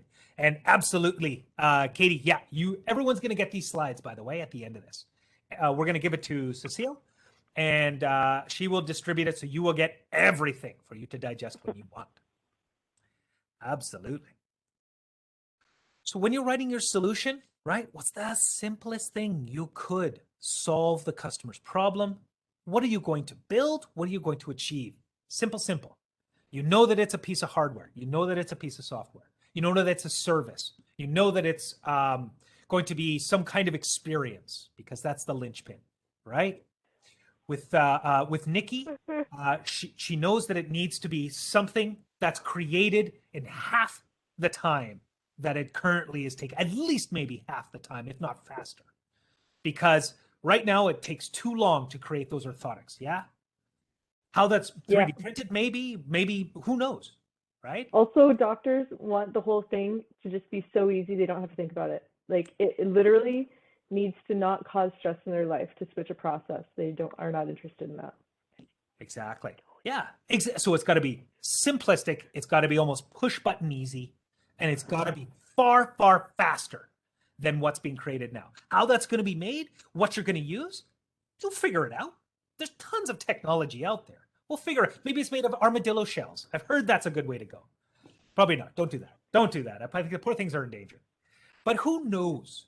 Who knows right now? We just know that at the very basic needs, it needs to be simple, and it needs to be fast, and it needs to be reliable too, I imagine, so that people can use it for its intended purpose, right? The quality is another issue we have too. Like digital scans going to the lab, the arches come back not as high, like seriously 25% of the time, and we pay money and time sending them back in. It's another thing. That's why it seems like it's going to make so much sense for us to take control of the quality, the speed, and the turnaround.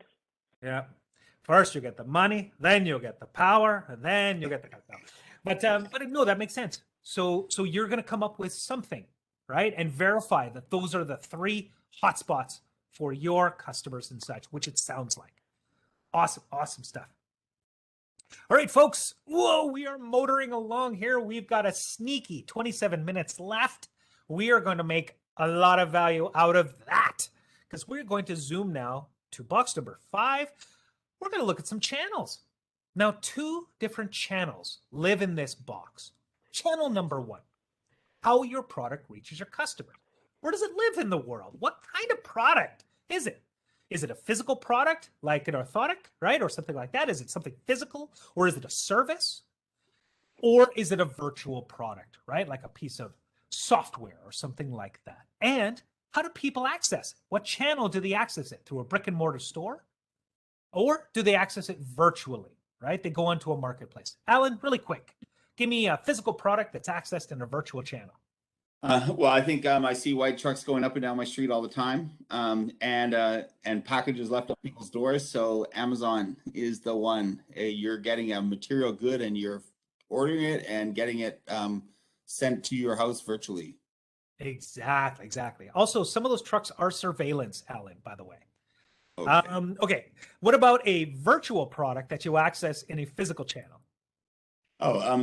Let's see. I like this one, insurance, because you think we're holding insurance in our hands, but that's just a piece of paper, right?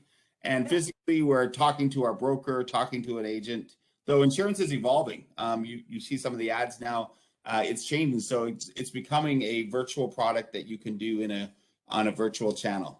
But a lot of us like to be able to get on there and negotiate for the best deal possible. Exactly. But so, digital money for physical labor, right? Another one for an ATM, right? So you got a physical product. That's a good example. Yeah, exactly. And what I love about what Ellen said there is that your business can evolve, right? What you thought was a virtual way to purchase it, actually people want to come in and try it on or do something like that. So your business can evolve, or it can be all of these. Square Reader is all of these, right? It's a physical product that you can hold in your hands. It's also a virtual product. It's an app. You can buy it on their website and not have to talk to anybody, or you can go into a Best Buy and purchase it, right? So it can be all of those. It's just good for you to decide what kind of product, where it lives, how people would typically access it. Yeah. So think about your product and think about how people are going to get at it.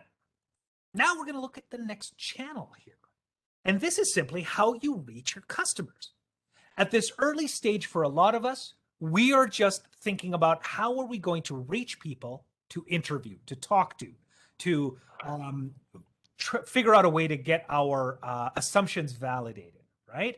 And so I'm going to show you some methods here that you could use in order to reach people, just to talk to verify that this is a problem we're solving. I want you to know that down the road, you will use these same channels to maybe do your marketing and your sales. That's the beauty of it. But some of them won't work for just that customer discovery, and some will work better for sales and for marketing. These are 20 channels that are from a book called Traction. Alan's popped that right there. And yeah, it's a great book, and it talks about all the ways that you can get people aware of who you are and how you can really gather that information from how you can reach them in order to talk to them.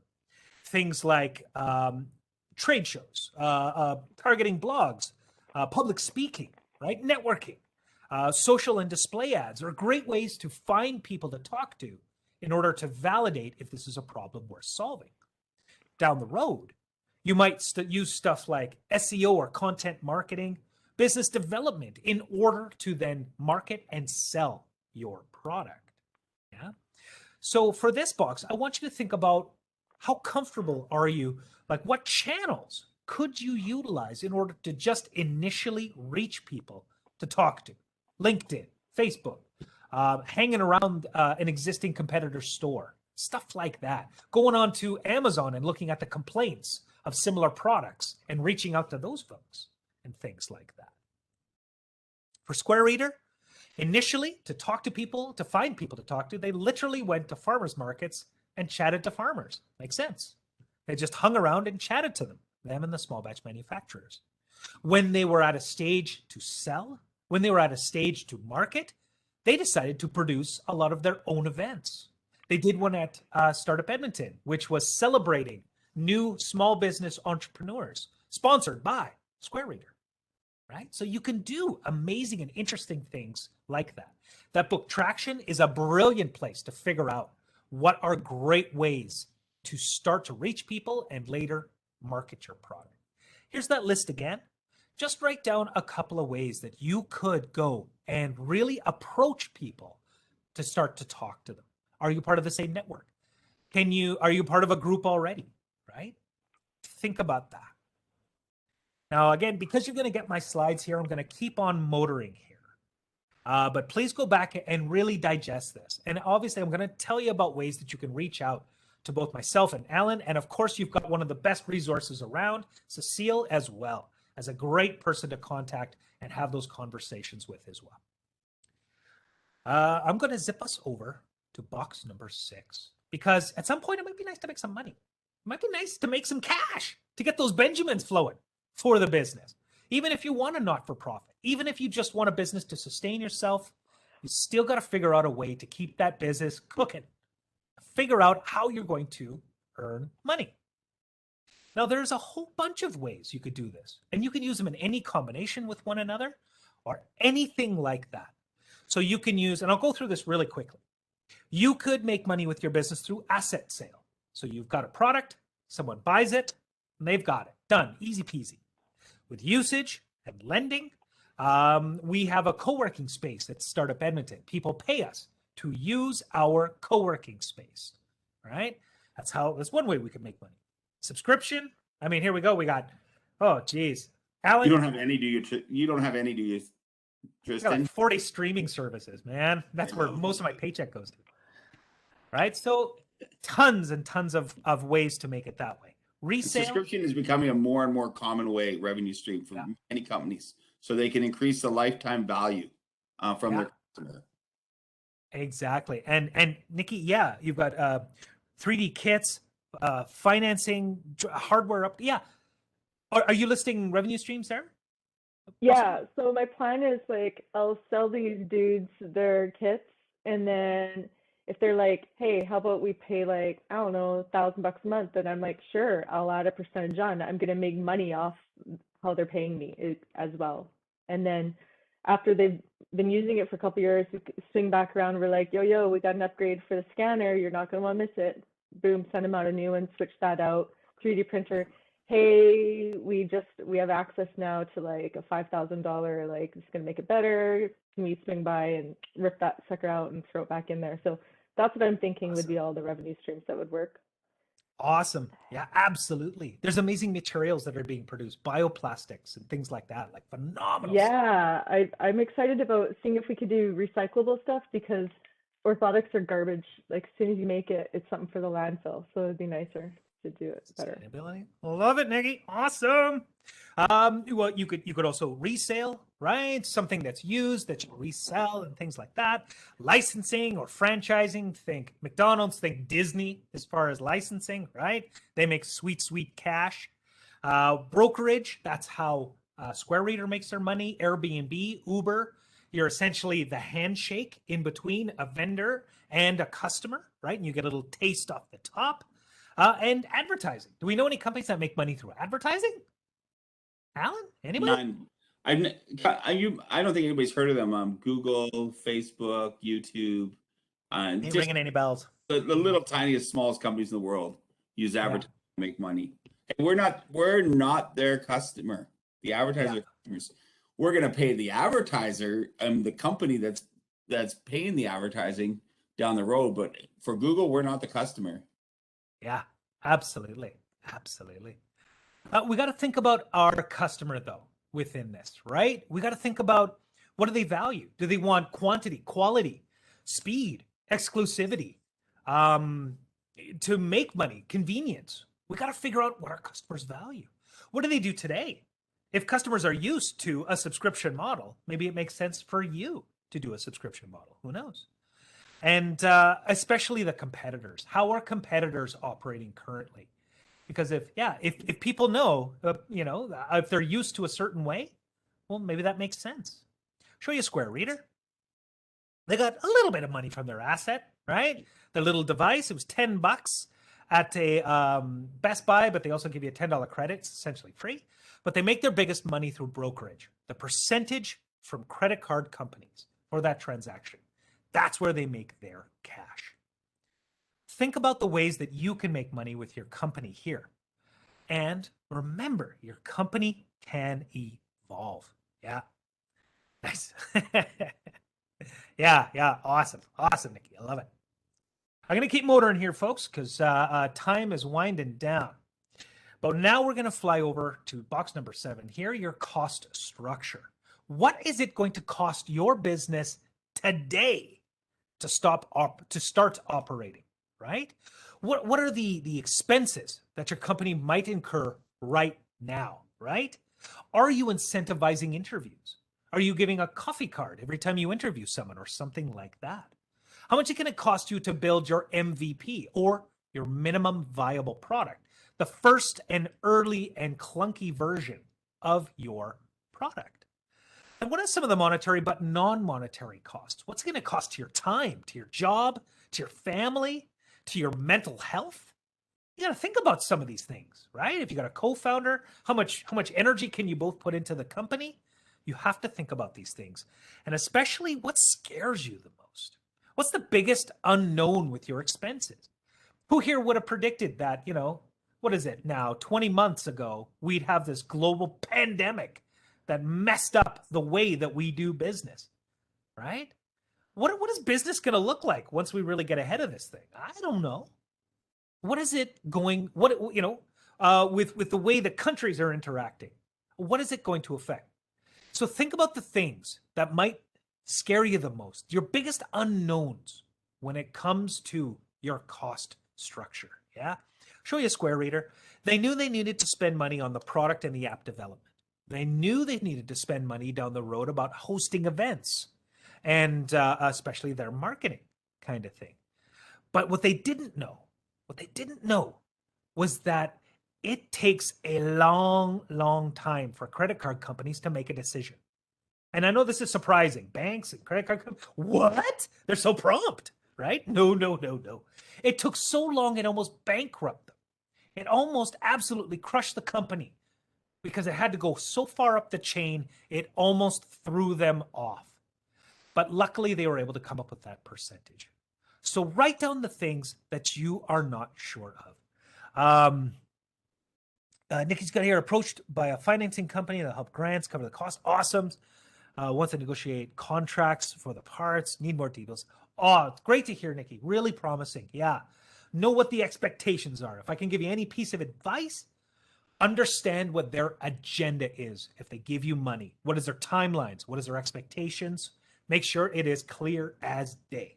I'm sure you know this anyway, but awesome. That sounds really, really exciting for sure. So again, what costs are you going to incur right now or in the near future?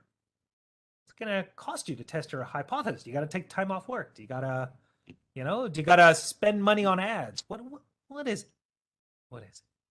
Just the things. We're not going to concentrate on necessarily the numbers right now. What about the numbers, you say? Well, that's box number 8 in our key metrics. Those are the numbers. Now, metrics are the numbers that you need to focus on right now in your business. You need to decide what numbers are most significant for you, for your company at the moment, right? To give you a bit of a breakdown here, key metric is data which by its value gives a measure of a company's health or performance, right? So we want to find those key numbers that tells you how your business is doing in real time. Before you get a sales report, you want to track, how am I going to quantify that my company is something that people want right here and now? Now, there is a method to this. There is a template for this. It was developed by a fellow named Dave McClure. And that industry-wide template is called Pirate Metrics. Alan, why is it called Pirate Metrics? Well, if you take a look at that acronym for the 5 points you're going to outline for us in a moment, it's AARRR, and it's just a great way to remember these. It's the R of the pirate. That was our entire training budget right there. Worth it. Every theater school, drama school, the whole bit. So good. So good. Exactly like Alan said. I'm going to walk you through this funnel here. And this is something you've probably seen maybe in sales and things like that, but this is very specific for startups. I'm going to walk you through it. I'm going to pretend I have a company called Photo Share App. It's a photo sharing app, essentially. And I'm going to walk you through what numbers matter to me at what stage. In the early stages, in acquisition, I'm curious about how do users find me. I'm interested in how many users I talk to that actually give me their email address. That's what I'm curious about, right? I'm going to go and I'm going to talk about the problem of photo sharing apps with, say, 200 people. I'm hoping I can get at least 50 emails out of 200 people, right? That's what I am tracking right now. That's my prediction. Those are numbers that I am hoping will eventuate once I start talking to people about my app. Now, later when I've got maybe a bit of a prototype or an MVP built, I'm interested of all of those 50 people that gave me their email addresses. I'm interested, now that I send them my product, how many actually upload a first photo, right? In activation there. I want to know how many actually now do it. Maybe only 25 out of 50 people actually upload a first photo. Is that good? Is that bad? Is that my prediction? You got to figure out. You got to figure out what numbers matter to you. You can't compare yourself to anyone. You can't compare your metrics to another company. They have to be unique to you. Later, do users come back with retentions? I want to know as how many of those 25 people that uploaded their first photo upload a second photo, right? Say 20 people do. Is that good? Is that bad? Is that my prediction? I want to know. Later, revenue, how many people of those 20 people that uploaded 2 photos now pay for the premium service with unlimited photo sharing? I want to know that number. And then later, how many people are talking to me? Where are people coming from, right? Are people talking about me in forums? Are people talking about me in articles and blogs and things like that? So your metrics evolve as your company evolves. To give you an idea, when you join our Discovery and Validate class, we ask that you talk to at least 50 people if you're a B2C company, a business to customer company, right? That's our benchmark. We want you to do that. That's your metric you're trying to track. And then within that, you're tracking how many people highlight the problem that you think is the number one problem, right? We pay attention to that. We quantify it. If you're a B2B, by the way, we ask that you speak to 25 businesses. again, to validate that problem. Right? So think about a number that would be important to you right now. I want to do a post on Facebook. I know that this group has, yeah, thank you, Sissy, perfect. I know that this Facebook forum is, there's about 1,000 members. I'm hoping I get at least 100 responses to talk further, right? Think about your metrics. I'll show you a Square Reader here quickly. At the beginning, how many customers get a Square Reader? They needed a certain number of farmers at the beginning to put up their hands and say, yes, I would beta test a product when it exists. They needed a certain amount of farmers to be excited about the potential of this solution. Later, they needed to track how many farmers were actually using it for a payment. How many that received the beta went ahead and tried it. Then later, how many farmers used it for a second transaction or more, right? These were metrics that they needed to track at different stages of their company. Typically at the beginning, you're really focusing on that acquisition. If you have a bit of a product, you might want to focus on activation then. But really, the important thing is to have a number to track. Make sure that there is a real number that you are pursuing. And if you don't achieve it, why? If you do achieve it, why? Break it down, unpack it, always be curious about it. I'm going to zip us over to the last box here in the last waning minutes of our presentation here, folks, and that is box number 9. Your unique, or rather your unfair advantage. Boo! This is, I know, right? It's about that. I'm still thinking about that pizza, man. I can almost taste it. And now the bourbon. Far out.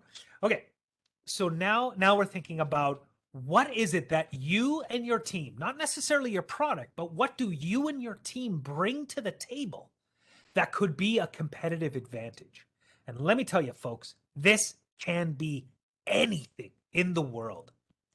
An unfair advantage is something that cannot be easily copied or bought. This can be anything. If you are here we go. Okay, I'll use Chris as an example again. So the fact that Chris worked in a store, the fact that Chris is a massive enthusiast of gaming gives him an unfair advantage to understand what are the nuances of tabletop games, of meeting people to play those games. That might be his unfair advantage. The fact that A, he's worked in the industry, and B, is extremely passionate about it, has been playing it for a number of years. It could be your education. It could be the industry you're in. It could be the networks that you have. It could be that you have this amazing dream team around you, right? It could be anything. To give you some examples, you could be a personal authority on it. The fact that maybe you you've been in this so long that you have this kind of personal knowledge about it, right? You could have a large network. Maybe you're part of a lot of groups that you can access. That could be your unfair advantage.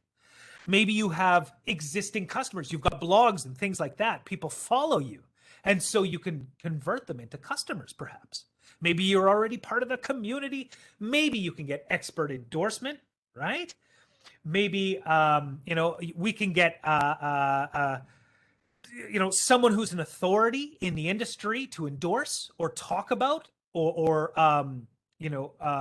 give you some kind of testimonial that can give you an unfair advantage. Or perhaps you've got insider information. Perhaps you've got knowledge that other people don't, right? It can be anything. And if you don't know, ask somebody who knows you and they could probably tell you. I was thinking of like an expert and I was like, oh my gosh, who runs Critical Role? Matt Mercer. Maybe you know Matt Mercer and he can endorse your product. Who knows? Maybe something like that. So for good old Square Reader, right? They had someone on their team who knew intellectual property. And so they had the advantage of being able to file their IP on the hardware and the integration of the software early because someone on their team was experienced at that. They also had a large network that relates directly to the 2.75% rate they negotiated. They were very desirable for a lot of new companies to use for their commerce and things like that. And they had a great community, a huge community of people. And one of the first events they hosted was at Startup, like I said. So they had a large group that they could draw upon. What is your unfair advantage? What sets you apart? Everybody's got something. If you're making winter boots, the fact that you live in Alberta that, pretty much snows 11 months out of the year gives you an unfair advantage, right? The fact that Nikki works in the industry gives her an unfair advantage, right? There's probably much more to that, right? Really, really figure it out, because these are the things that lend you credibility. It answers why you are the best person. Plus, you're cool. That's what I hear too. But it lets people know why you're the best person to solve this problem, because you live it. Take a breath. Holy moly. We have You made it, Tristan. Holy, right? I was scared there for a minute. I was scared. I was wondering too if you're going to be able to get it all done in 2 hours, but you did it. I did it. Personal best. PB. Folks, we've done a lot. Honestly, we've really just scratched the surface on this information. There are volumes of books written about this process. Volumes, tons of books written. But now you have a working knowledge how to use a lean canvas. You can do this. You can absolutely use this. You have access to Cecile, who is an incredible resource. You can access us at Startup. But you can write your own canvas now. Absolutely. But you know what? It's a start. It's great to see it all pretty and all full of words and all that kind of thing, but that's not good enough. That's not good enough. What you got to do now is set a goal to validate, right? Choose one of the boxes here and now pick a task, pick a goal. Your goal could be, I'm going to do some research. I'm going to talk to one person. I'm going to do a competitive analysis. I'm going to, I don't know, book time with maybe Alan or Tristan or Cecile to talk about our product, the product that's making me excited, right? So you can look at us and see the programs that we have in Startup Edmonton as maybe the next best steps, or you can reach out to the resources that are at your fingertips right now. The thing is, don't sit on this. Don't let it collect dust. Don't be idle. Give yourself a goal. Be motivated. Drive yourself. Push yourself. The worst thing is denying someone of a product that could really help someone. So screw it. Try it. Go for it, right? Take the plunge. Folks, you're going to get an email. We'll send it to Cecile, which has our slides, a request for feedback, some info, and a link to book some time for with Alan and myself, if that's something you want to do. It's been an absolute pleasure screaming at you for the last 2 hours here. We've had some incredible contributions from all of you and some great stuff that you are focusing on. Yeah, the chat's been awesome, Tristan. Yeah. Oh, I believe I see you. I see you, Alan. Yeah, working away. Folks, we'll stick around a little bit if people have maybe a couple of questions, but thank you so much. Yeah. Next time Cecile she needs to do the hot fresh. I need to do the what? Hot fresh pizza. Oh. Oh. Well, if we were in person, we would have something, but. And Tristan wants the bourbon though. Oh yes. Yeah. Well, so do I. There we go. Bam! I love it. Look at that. Incentivizing. Perfect. Yeah, and if anybody has any questions, we'll hang out here, throw them in the chat or ask us. We have a few minutes here. Happy to do that. So first, before any of you leave, let's just thank Alan and Tristan for helping us today. Thank you so much. And before anybody else leaves, also just note that next week on Thursday, we have Craig Elias from Calgary joining us to do Will My Business Idea Fly? And then we have our first networking event on October 21st. Check your spam folders tomorrow because your newsletter's coming out. Brilliant. And if you want to get some honest, direct feedback, just put your idea in front of Craig. He is a master at giving you honest, direct feedback. So he will hot seat you. Questions when he comes for sure. Yeah. For sure. He's great though, for sure. Yeah, Kristen. This is actually a question for Cecile, sorry.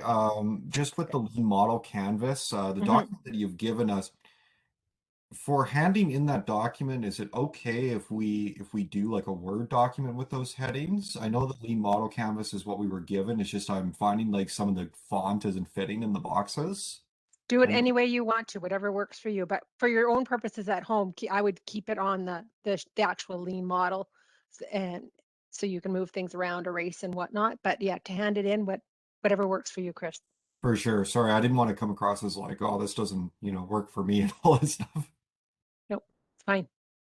And if anybody ever wants to stop by Startup Edmonton, we'll give you a nice full canvas like this with the whole worksheet on the back too. So yeah, if you want one of those, just ask, or maybe we could even drop a bunch off to you, Cecile. I think I have some of yours actually in the center. It's just we're not in the center right now. Okay. If anybody's by that, yeah, when you get back there, or just ask us, we're happy to drop a number off. So this is your key I got step two right now, guys. Your questions. lean model canvas is due on the 10th. So this is opportunity to ask questions from two experts. Yeah, I think Norman's I gonna. got two questions. Oh, For the high-level concept part, I got a bit confused on the wording on it. That is, list your X for Y analogy. Would you mind to elaborate on that part? Because it seems like I don't quite understand it. I'm sorry, Dan. One more time. List. The high-level concept part. On the lean I canvas. have trouble understanding it. Okay. This might relate to maybe your high-level concept might be Something like list your X for your Y is what Norman said that you maybe didn't hear. Oh, okay. Is this a hyper zooming kind of idea? Is it about you?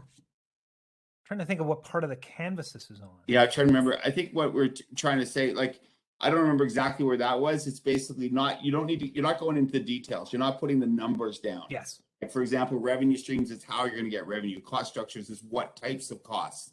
In the channels is that high level. That's what we mean. I think Tristan was mean by the high level is what types of channels you can use without the real specifics in there at this point. That's what you do when you get out there and test with your customers. I'm not sure if we're answering the question or not, but So I have to test my ideas and say what works and what does not work. not yet. Oh no, this is the lean canvas you're going to hand in on Sunday. Is just these are your best guesses. This is just taking a snapshot from what's in your head and getting it down onto the piece of paper right now, and then that's what you're going to be doing. That's what the journey of the Blue Book is. I'm sure is getting out there and testing and validating all of those things because. They're all assumptions, which now you're going to go create hypotheses from there. And then you're going to get into that scientific mindset that Tristan talked about earlier, and you're going to get out and test it. But you can't do that all by Sunday. It's just getting your best guesses on the paper. All right, I see. And now to my second question. So far I've been filling it out in the drawing document. So I was just using an actual pen to write my stuff on it. So will it be all right if I just send the screenshot of my documents that I was writing on for marking? Yes, you can do a PDF. I mean a picture. All right, I see. Thank you. Norman had a question here. Sorry. Yes, I had a question. So if I'm targeting a certain group of people, like I had certain customers back home when I was in India, but now since I've moved here, and these kind of people are really hard to find since I live kind of on the outskirts of the city. So get data on that. How can I approach someone when they are not visible to me? I'm sorry, Norman, you really broke up there. Can you repeat that? Sorry. Yeah. So what I'm saying is, if I am going for a certain group of people, like I know my consumers, I already have had consumers, but now that I'm here, I'm kind of away from those consumers. So how do I get data on that? Who do I approach? So he's saying his my customers aren't consumers easily. are disabled persons. I don't see them. Yeah, they aren't easily accessible to get data for that. Oh, okay. So how are you had a product, you said, in a different country. You knew who your customers were, and now you're trying to identify the same customers here. How are you going to approach them and things like that? Is that sort of the gist? Yes, yes, that is it. But the person that I'm trying to get here, the data from, the people, they are not easily accessible here. I don't see them on a regular basis. I have tried talking to people, but they are not the ones that need that product. So how do I approach this? Oh, so great question. So a lot of what, when you're sort of figuring out your best customer segments, is throwing sort of spaghetti against the wall and seeing what sticks. So some of the things that you can do is to find people to talk to. Sometimes it's getting referred to people. One of the things that we teach you to do is whenever you talk to someone, the last thing you say to them is there anyone else that I should be talking to? Sometimes we get you to look at similar products that are around, say, Edmonton, and and figure out what is the feedback on those products. Can you reach the people who have been using those products as well? And sometimes it's leveraging your LinkedIn networks or your other networks that you're a part of, and seeing if you can find groups. There's pretty much a group for everything on Reddit. So sometimes it's going online and talking to that specific subreddit group and seeing if you can elicit some conversations and things like that. I mean, that's really the essence of what we do in our Discover and Validate series, is literally figure out how are we going to find people to talk to? How do we approach them? What are the questions we need to ask? So it is, a lot of it is sort of thinking, well, what's near me and what can I network? If that's not turning out to be lucrative, if it's not working out that people in my immediate groups seem like they have the problem, then who else, if I think on a large scale, who else could benefit from my product in some way? How am I going to approach that group and get creative on those methods, right? It's sometimes it's, okay, here's an example. So one of the founders I was talking to was trying to create some kind of really curated and accessible streaming service for movies that's not giving money to the big streaming services. But to talk to people, to leverage that, what she did is she used her school connections. So she went on to through LinkedIn, she went on to Netflix Canada and found someone who went to her school and then made like contact with that person and was like, hey, we both went to Nate. What do you think about, can I bug you for a conversation here? Right? Go Nate Mascot.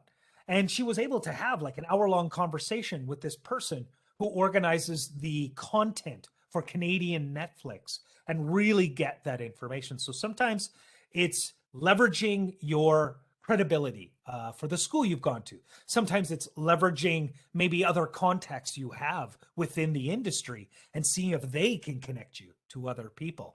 And sometimes it's you get creative, and this is what this book Traction is all about. Is about like, maybe I try something totally out of the box and I like create this ad on Facebook, and I see if I can float this into some of the rooms where I think my potential customer is and see if I can get people to respond. I've also had people actually literally take a flyer down to a store that is a competitor or someone that is doing something similar, and people like pull tab so that they can call this person and do interviews. The sky's the limit on the creative ways that we can access people. What we got to do is just, okay, this method isn't working. How can I take a step back and go, okay, what's another creative way to reach them? And maybe it's the way I'm trying to reach them. If I'm approaching from a place of discovery versus a place of selling, people might be more likely to talk to me if I'm like, hey, there's a problem I'm trying to solve. I could really use your advice, versus, hey, I've got a solution to this. Let's talk. It might be how you're wording it as well, depending on what you're looking for. Does that make sense, Norman? Yes, it does. It does. And sometimes it's just a lot of legwork. It doesn't happen overnight. It's a lot of building out your networks, building out your contacts. Dominique asked a question: is the card layout made for a certain reason, and our numbers are ordered in a special way? Yes. So what we're really trying to do is at the beginning, we want to figure out desirability. Do people actually have this problem and want it solved? So we're not talking about our solution at all. So we got doing boxes 1, 2, and 3. And then what we're trying to do is figure out how does that solution fit really naturally between the problem and the unique value proposition. And I could talk about that for about 15 minutes, but I won't today. And then you're trying to, when we get to that unfair advantage and the channels, you're talking about the relationship between your unique value proposition and your customers. So that all then leads to the feasibility question. Can I build this? Then the bottom of the canvas is that foundation there, or that next steps piece there of cost and revenue, which is addressing the viability question. Can this be a profitable business? So Alex and then Ash put a lot of thought into that and how that all fits together.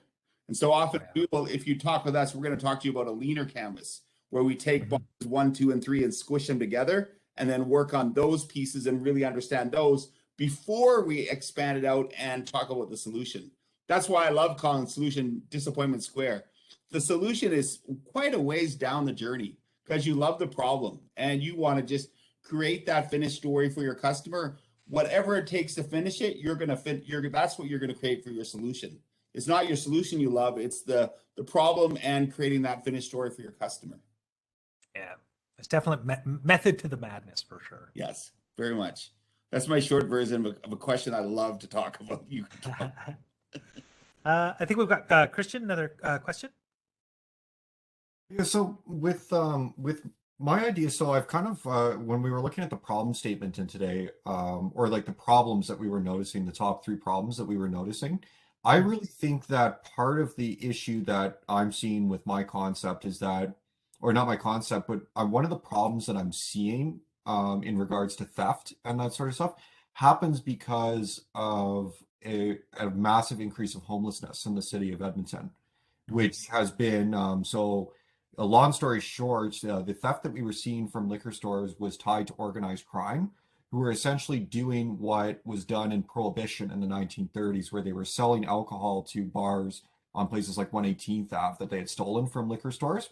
And they would essentially send in people that were homeless to steal large quantities of alcohol. And then they would use that alcohol to barter to have a place to stay or crash for the night, especially in the winter. We would see lots of this theft. And so I wondered if there was a solution to be had in potentially giving a segment of even profits that you make from the idea into affordable housing. And I want to know if you think that kind of ties together, or if you think I'm expanding the problem out too much. I mean, there's the societal piece, and anything that has a social impact, social enterprise piece is, I mean, that's noble and admirable. But especially if it's connected back to the problem, you'll have to see as you build that out how direct that connection is or indirect that connection is. I mean, and what those correlations are.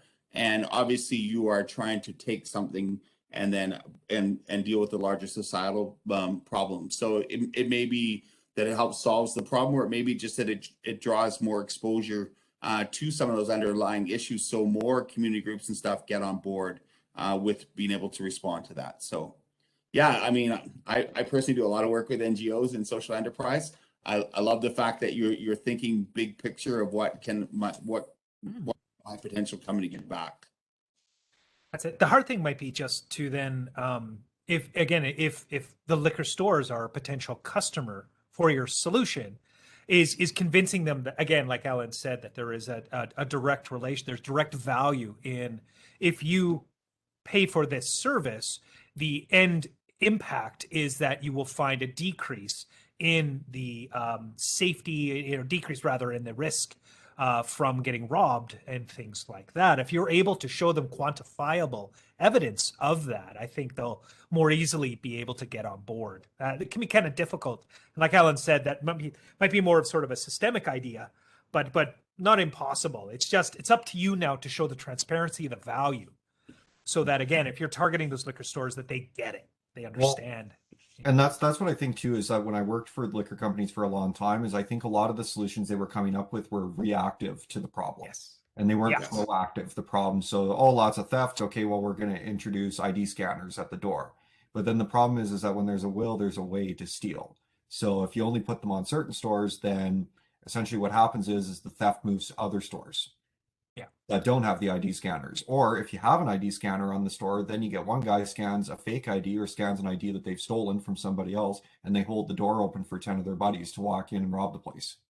So yeah, and See you that? know, yeah, unfortunately, the liquor store, probably what's going to sell them first is that reactive piece, that one that's going to solve the immediate problem.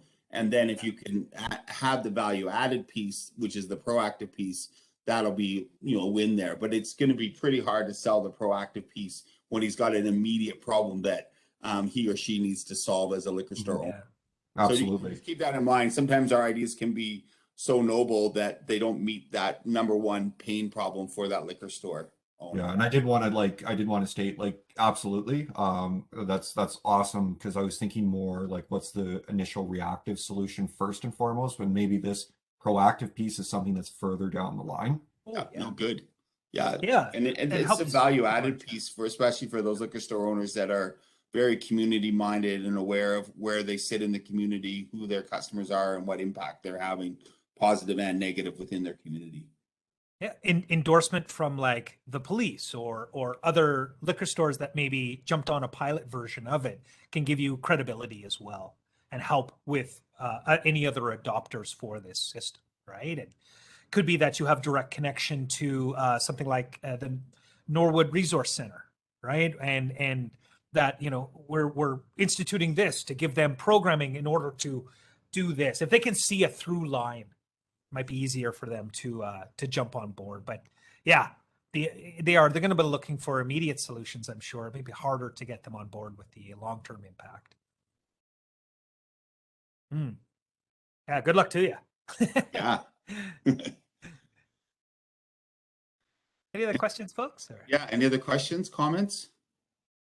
No, I just wanted to say, Christian, it's really cool. I think it's awesome that you're going after that. Mm-hmm. Thank you. Yeah, I've been in social work for a long time, and definitely to have a positive sort of impact versus a reactive is extremely exciting. Rather than punitive, maybe figuring out what the root causes are, and that kind of thing can maybe assist. Well, and housing, and that's our housing first. Housing is one of those root issues in there. So there's lots of other things that have done that. I've done a lot of work in volunteer work in that sector too as well. So I've seen that. Great. And even when we would have police even come in to take reports from us on this, one of the things they pointed out is some of the thefts, these people were hoping to get caught, because if they got arrested and they got taken to a jail cell, at least they had a warm place to stay for the night. Yeah. Right. And so they were hoping to get caught, some of these people. And that's something right there that kind of hit me. I'm like, this isn't a long-term solution, just, having loss prevention officers in the store who wrestle these people and beat them to the ground and whatnot, because that carries problems with it as well, as we've seen in the media. And then, just arresting them is a short-term solution, because then they're back out a couple hours later and they'll do it again within a couple hours. And even the police said that. So maybe people need some kind of solution from the top down to reduce the amount of incidents and actually make an impact. So, yeah. Well, I think that's about it. So thanks so much, Tristan and Alan, and thanks for sharing your contact information. And hopefully we can chat, Alan and Tristan, about involving you guys in our pitch competition as well. Yeah, that'd be great. Okay, yeah, awesome. Tristan, I love that stuff. So have a great evening, everybody. Thanks, everybody. Thanks, folks. Take care. Thank Talk you. to you Take soon, care. I hope. guys. See ya.